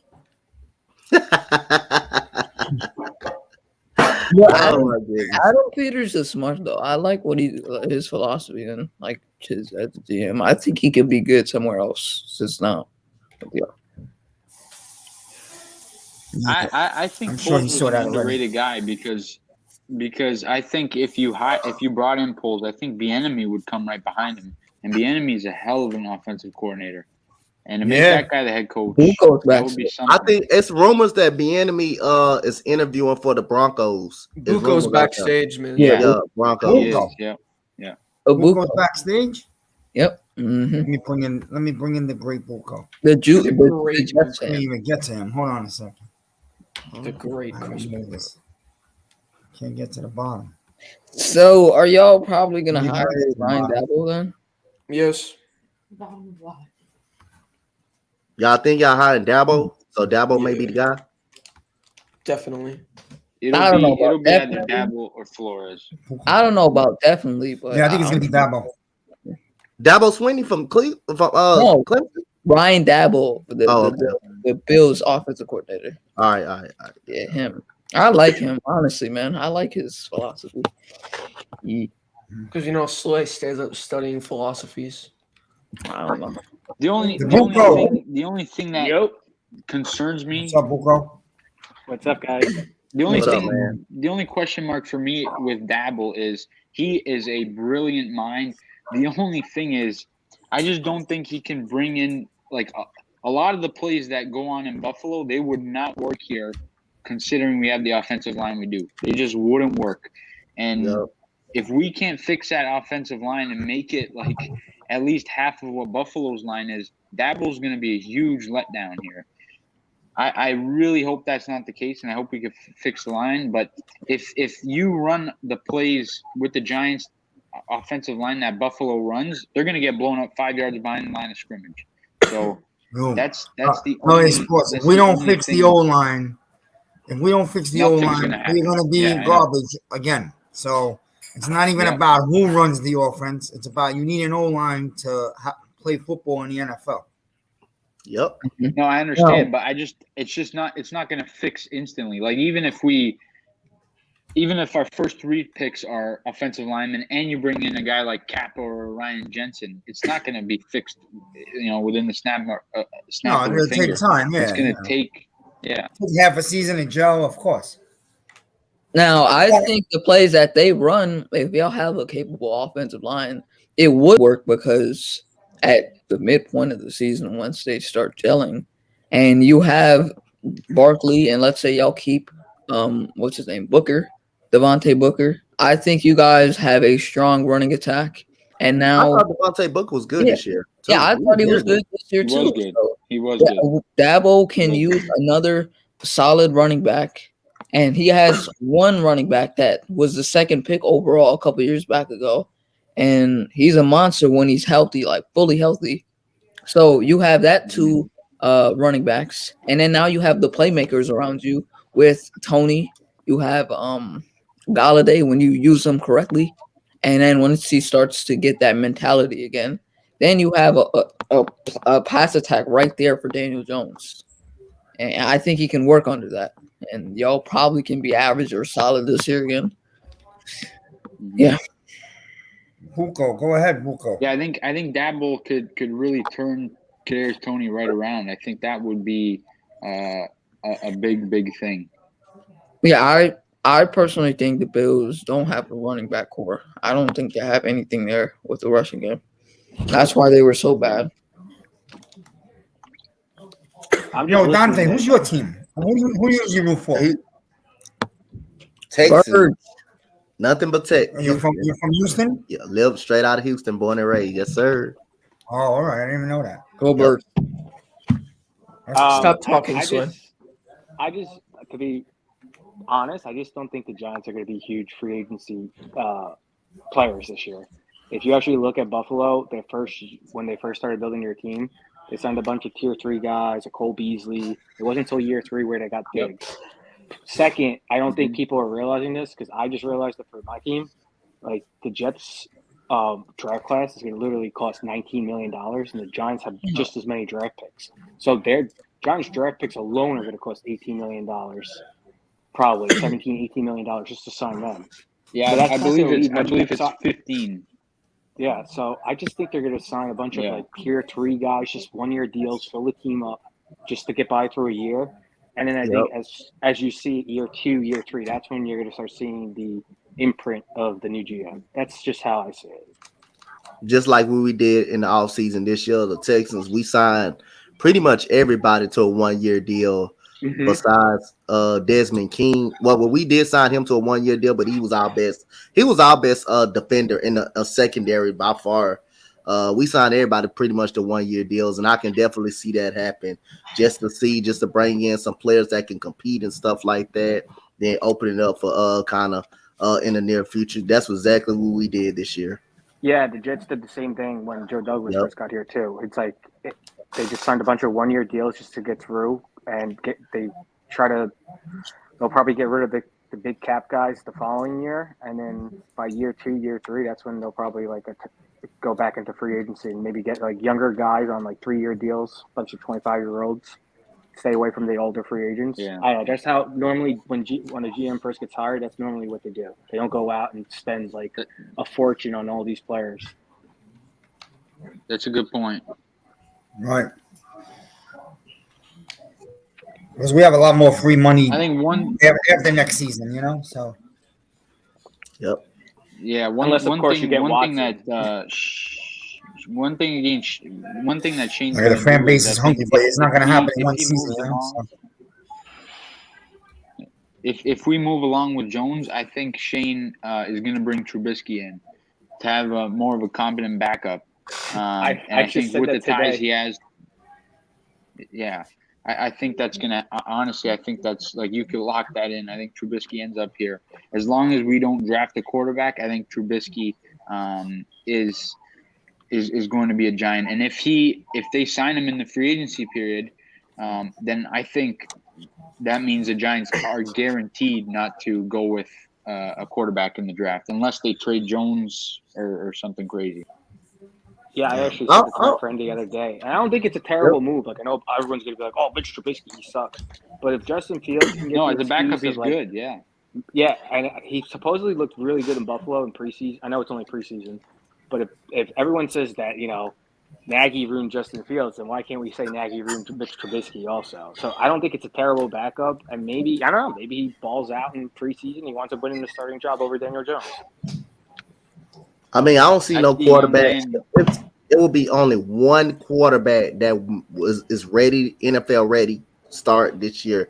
That is Kenny Pickett in the draft. He's the only pretty much NFL ready quarterback in the draft. Now, Malik Willis, from what I saw on film, he has the potential to become a starter in the near future or as a second year.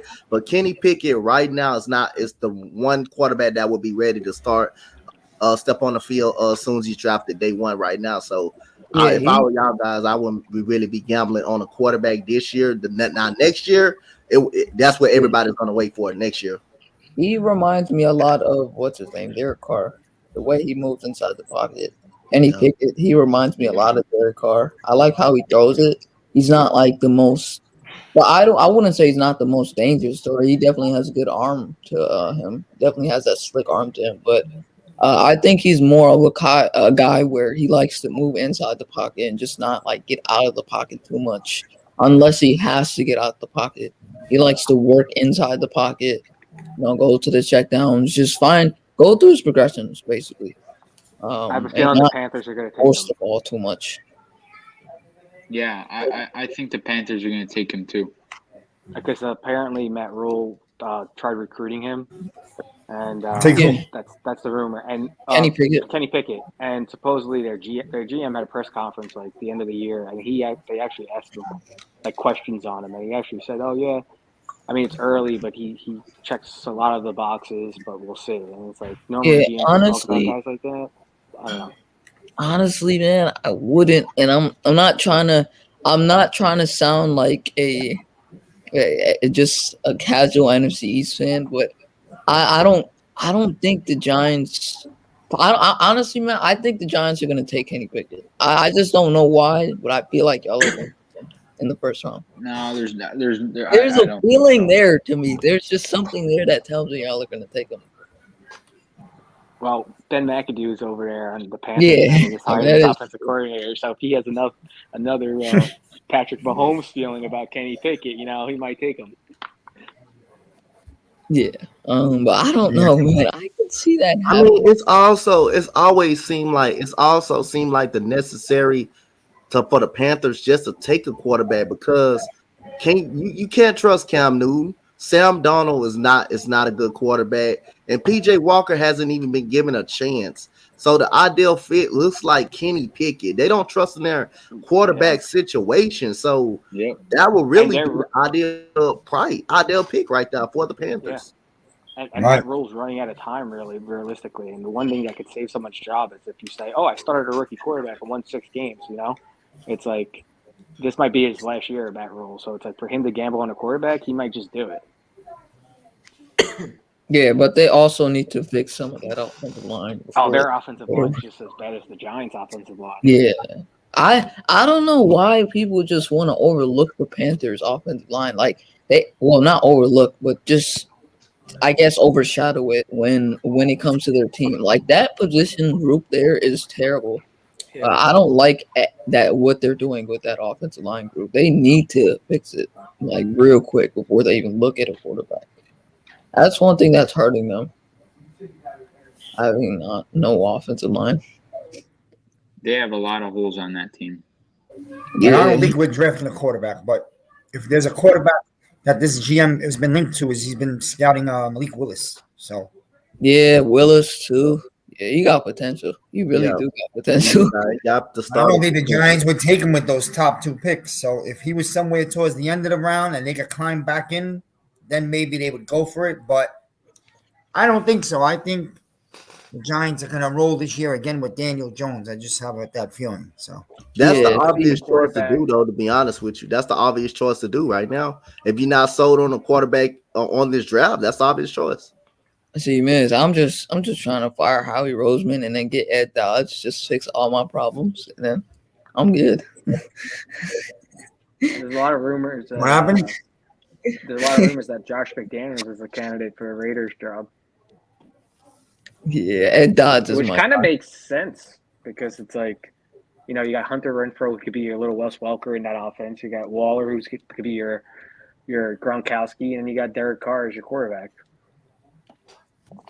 You said Josh McDaniels?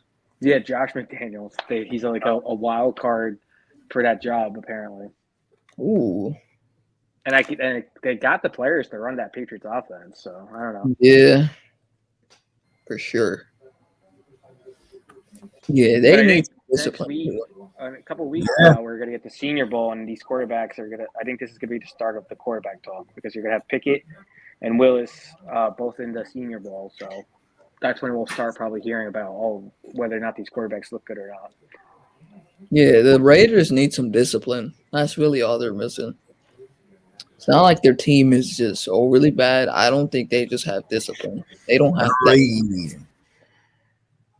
Yeah. What's it, miss? Yeah, well. No, nothing. Logan, anything? Logan, want to talk about anything? I'm good. Well, Logan, he's quiet. I'm just sitting here. Try to close down. Hopefully, you're rooting against Buffalo to lose this weekend. To be honest, if you're gonna hire Dable, you want your coach in the building as soon as possible. No, man, I want the Bills to go far. I'm not even gonna lie to you. I love my Eagles, but I love me some Bills too. I'm not saying I'm a Bills fan, of course, but I'm just saying that Bills team, I want to succeed. I like the Bills too. I'd like to see the Bills win one also, to be honest. All words. Yeah. I know Buko doesn't want the Bills to win. I don't mind. I mean, I hate the Bills, but it's not like it's like I enjoyed last week with the Patriots the Bills running the score up on the Patriots and basically taking out 10 years of abuse from them in one game. I kind of enjoyed it. But yeah, I don't really want to see Buffalo win, but it's not like the Patriots winning for me. It's like that's a different story. Yeah, I mean, Buffalo, a lot of people, and you could say whatever you want, but a lot of people dislike their fans because of like how obnoxious they are in terms of like the tables and stuff. But hey, I like that about their fans. They're at least they have some type of diversity. Like the Bills fans they're awesome, honestly. And I would like to see their Bills Mafia or collective get a Super Bowl for the first time in like ever.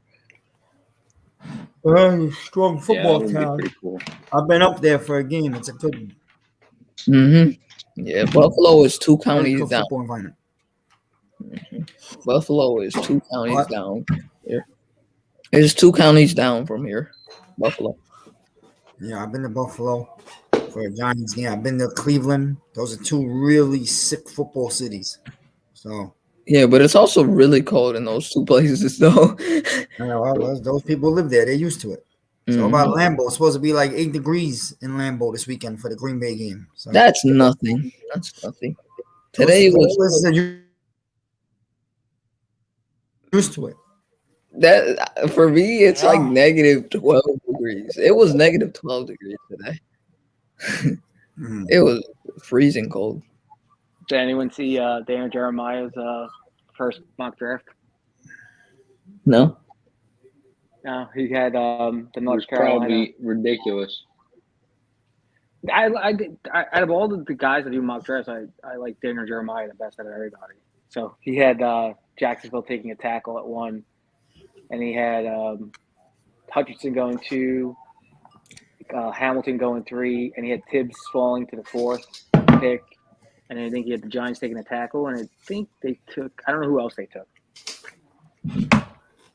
But I know people were talking about Devin Lloyd before, and I feel like he's going to be a top 10 pick when it's all said and done. That's interesting that that he had Tibbs falling to 4. I feel like a lot of people are talking about him falling because I guess this Thibodeau.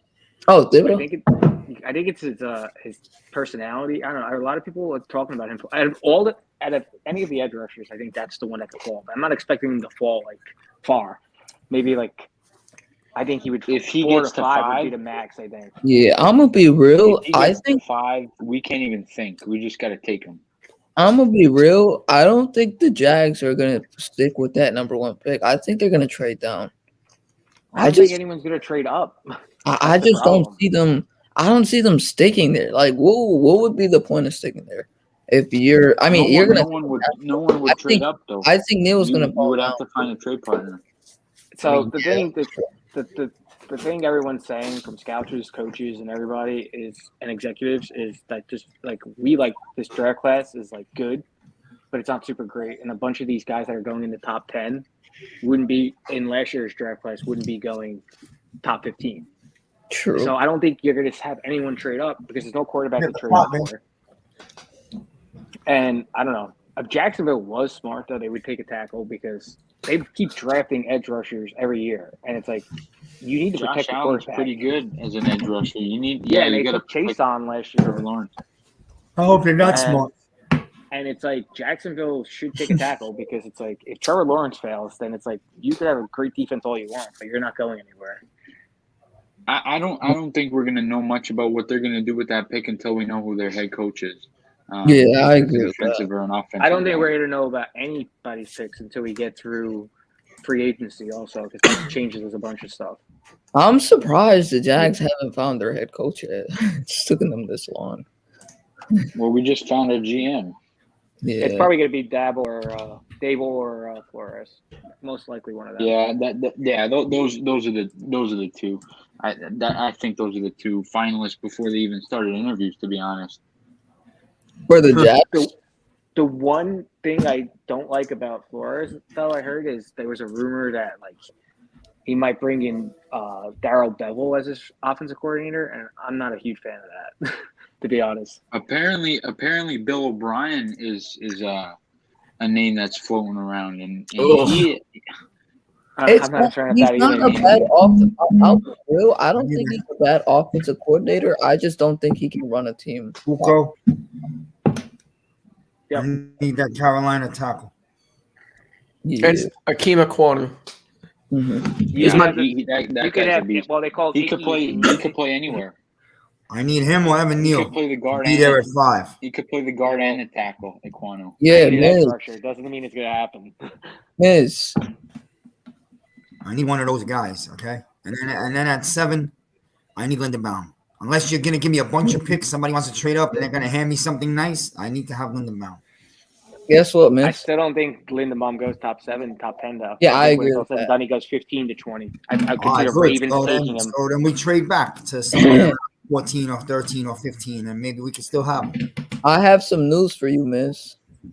Yeah. If Jason Kelsey retires, I'm pretty sure we're taking Tyler Linderbaum. How are you taking Linderbaum? You don't win until 16, my man. Yeah, I think we're gonna take him. I see. He's not getting there. Baltimore would take him before you guys. Yeah, I agree with that. And then Slade, didn't you guys take Dickerson last year? So We why would you take another did center? take Dickerson, but he's a left guard. He's more of a left guard. Yeah, but he played center. He's in a college. center too. Did Buko, but we Yeah. want to play him at left guard. He's a better left guard than a center. I've seen some of his plays better at the left guard position. I think Philly's gonna go linebacker, wide receiver, and then they could go a whole bunch of routes in the line with that third pick. Yeah, I think don't be surprised if the Eagles end up with like Calvin Ridley for what. That's what I was saying, Buko. That's what I was saying. I could see them packaging a pick and get rid of that bum Rieger and trade for Calvin Ridley. Buko, you know what I would do? I would take David Ajabo with that first pick, and I would take what's his name, Nakobe Dean from Georgia, the linebacker. He's not getting there. He's not getting to you. He'll probably. I feel like he's going to go to Denver There's at 9. There's a chance that Dean gets the Eagles. A lot of supposedly the rumors are that Dean's not even linebacker 1 in this draft. Everyone thinks he's linebacker 1. I could see him falling. I'm not saying I don't want Denver. him. I don't want him to come in as just a guy that can do literally everything. I want him to just come in as a dog. I want him to be that guy where we can say he's our guy, where we could just put him right there and he's going after the quarterback. I want a pass coverage linebacker in the 3rd or 2nd round, like a guy like Damon Clark or Christian Harris. That's what I'm looking at. I'm taking Dean in that 1st round and then trading that last first round pick that we have straight up for Calvin Ridley. You should take the Dean. Yeah, that's what the Eagles should do. Hey, Miss, you guys should need take the draft back to back. If I'm the Eagles, I'm getting Watson like now. I mean, yeah, he has to get. That would make your team a lot scary. of court. You guys have the picks. You guys have the picks to do it. I get we have the capital to do it, but he has to get past a lot of courts, my guy. There's a lot of things he has to get past. Which Dean in March, and then take that defensive tackle Davis. That's what you guys should do back to back. Mm-hmm. Yeah, I mean, I love watching defensive line's getting old. Dude, you're gonna have to trade a lot to get him. I'm not doing a lot for like that. I think it's going to be just slightly more than what Detroit got for Stafford. They got 2 firsts, Goff, a 2nd, and a 4th. I think it's going to be. I think it's going to be a little bit more than that, but I don't think. Yeah, it's going to be way more than that. Way more than that. I don't think way more because of the teams that are looking to trade for him. I mean, he could have got, if teams were willing to give up 3 or 4 first-round picks, they would have done that last offseason when Houston was looking to get that. I just don't think they're going to get what they're looking for. I think they're going to have to settle for a little bit less. Slade, just look at it as trading a first-round pick and Carson Wentz for Watson. Just look at it like that way. Buko, why do you always have to bring that man's name up? I'm just saying, though, like everyone's obsessed with these first-round picks, but the Eagles have 3 first-round picks. They got one is theirs. They got one for trading down, and one of them for Carson Wentz. So if I'm the Eagles, I would give up the 3 first-round picks for Watson, and I'm still have my second round pick. I would my other picks. I would keep one. I would keep one. You for instantly this year. get the best quarterback in the. Yeah, he's the only guy that honestly I wouldn't mind in the offseason. I don't want Rodgers or Wilson. I don't want neither of those guys. I love their play. I love how they play. I don't want any of those guys. I only want Watson if he gets past that legal trouble stuff. If he could do that, then that's the first guy I'm targeting. If we can get him, yeah, we're definitely going to be a legit superhouse for the next decade. But Wilson and Rodgers are just old as hell. They're still good, but they're just old. But I don't think either one of those guys even wants to. Neither one of those guys wants to play in Philly anyway, so you don't have to worry about that. No, they don't want to. But Wilson, I could see us getting Wilson though, because Howie loves Russell Wilson. That's why he took. Yeah, but Russell Wilson doesn't love the Eagles. All right. Anything can happen. I'm just saying. I'll give you Russell Wilson. I'll give you Glennon. I'll give you Glennon. Yeah, I'll give you Glennon for 2 first-round picks. I'm good. Hell no. Yo, guys, I'm about to sum it up. If you guys want to put in your final thoughts, I'm going to close up and get ready for dinner. Mm-hmm. Giants will have a new head coach. Yeah, we got to go out. We got to go out. Yeah, you guys at some point on the stream tonight or whenever. Yeah, we'll do this when we get a head coach. Anything you guys want to say? Last thoughts? All right, I'm out. Who does Buko want from the Jets? I want an edge rusher. Quick two picks.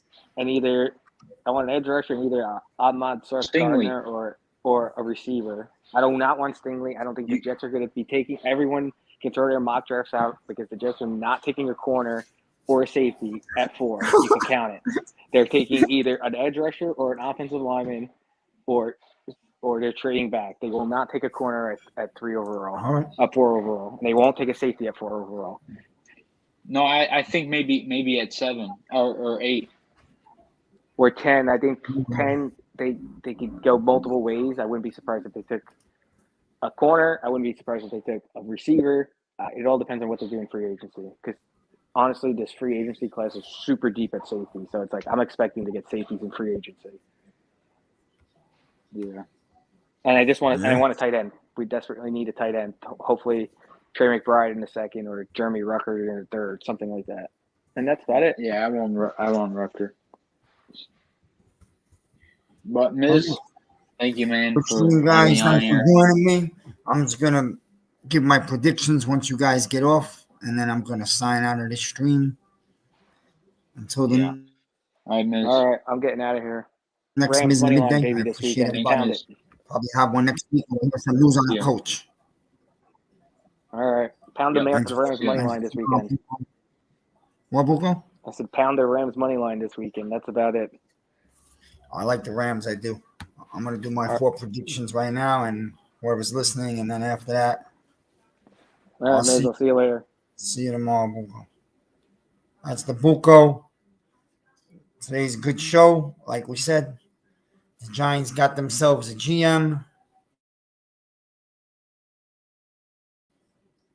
for the head coach. Time for the predictions.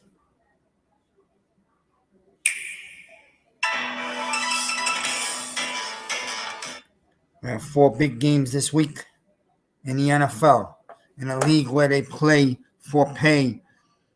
Four teams will advance to the NFC and AFC championship games next week. There are 8 teams left. By the end of Sunday evening, there will be 4 teams left. NFL season at the end of this weekend. Game number 1. The Cincinnati Bengals go to Tennessee. The Cincinnati Bengals are having a big year, led by their star quarterback Burrow and their star wide receiver Chase. Grinded out physical team. Tennessee's physical in the trenches, one of the most physical teams in the trenches. They're getting back their running back Henry. He might not be able to carry 30 times, but he might be able to give them a little something out of the backfield. As long as he's been, and you have to account for him. In this game, I love the Tennessee Titans. They are minus 3.5. I'd buy a point and make it 2.5. I take the Tennessee Titans minus 2.5, but Tennessee Titans win the game outright.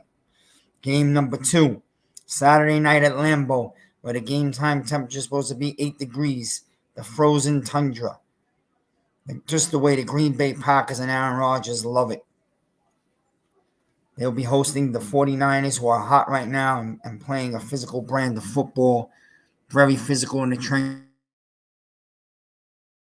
trenches as they open the door, as Jimmy G always does. He'll throw an interception and open up the door and allow another team a chance to get back in the game. But Dak Prescott wasn't able to, act upon it. He did not take advantage.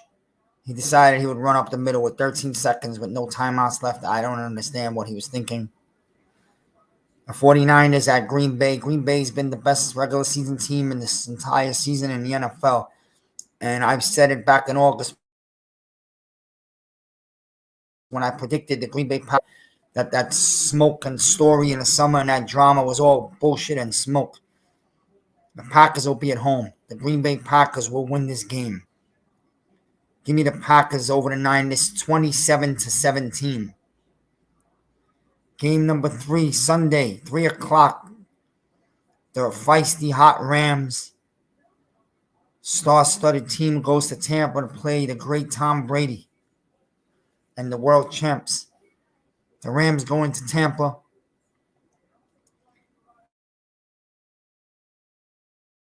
An underdog.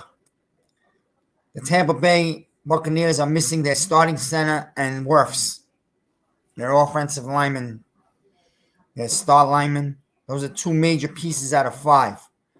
Tom Brady's a pocket passer. He knows how to step up and step sideways, but he's not a runner. And with that fierce beast Rams defensive line and linebackers, he might be running for his life Sunday. They don't have that strong of a run game. I know they're that healthy. And Ramsey not having to worry about other receivers because Antonio Brown is not there anymore. And I believe Godwin's injured. Evans will be locked down by the number 1 lockdown corner in the league, and Ramsey. You know where I'm going here. The Tampa run ends. The Rams were built for January, and the Rams will win this football game. I'm going to take the Rams in this game by a score of 26-23. And game number 4, and the biggest game of the year, the red hot fire beast Buffalo Bills and their Buffalo Mafia are going to go and invade Kansas City at Arrowhead and play one of the best teams in the last 5-6 years in the NFL, the Kansas City Chiefs. Both teams coming off of monster beatdowns. I believe each quarterback had 5 touchdowns last week. Josh Allen, Mahomes, 2 at the top in the league right now. Bills have a strong defense. The Chiefs are playing a strong defense. Both defenses are strong. Both offensive lines are solid. Both these teams sort of mirror each other. I just think it's now or never. This is Buffalo's time to go to the Super Bowl. They either go this year. The Bills are built for this as they laid the beat down on the Patriots. I believe the Buffalo Bills go to Kansas City and find a way to pull this game out. And I like the Buffalo Bills in this game by a score of 28-24 Buffalo. Buffalo marches on to the AFC title game. Those are your picks. That's the Miz's pick 4 in the league where they play for pay. As we march closer and 1 week away, one more week will be the right for the Lombardi. This was the Miz in the midday. A great day for the Giants, as the New York Giants are finally heading in a direction that fans can feel excited about. And it's been a bunch of years since we've had that, since Tom Coughlin. Next week, we will find out who the new head coach of the New York Football Giants is, a brand new regime, and off we go. Until next week, out from the Miz in the midday. Have a great weekend.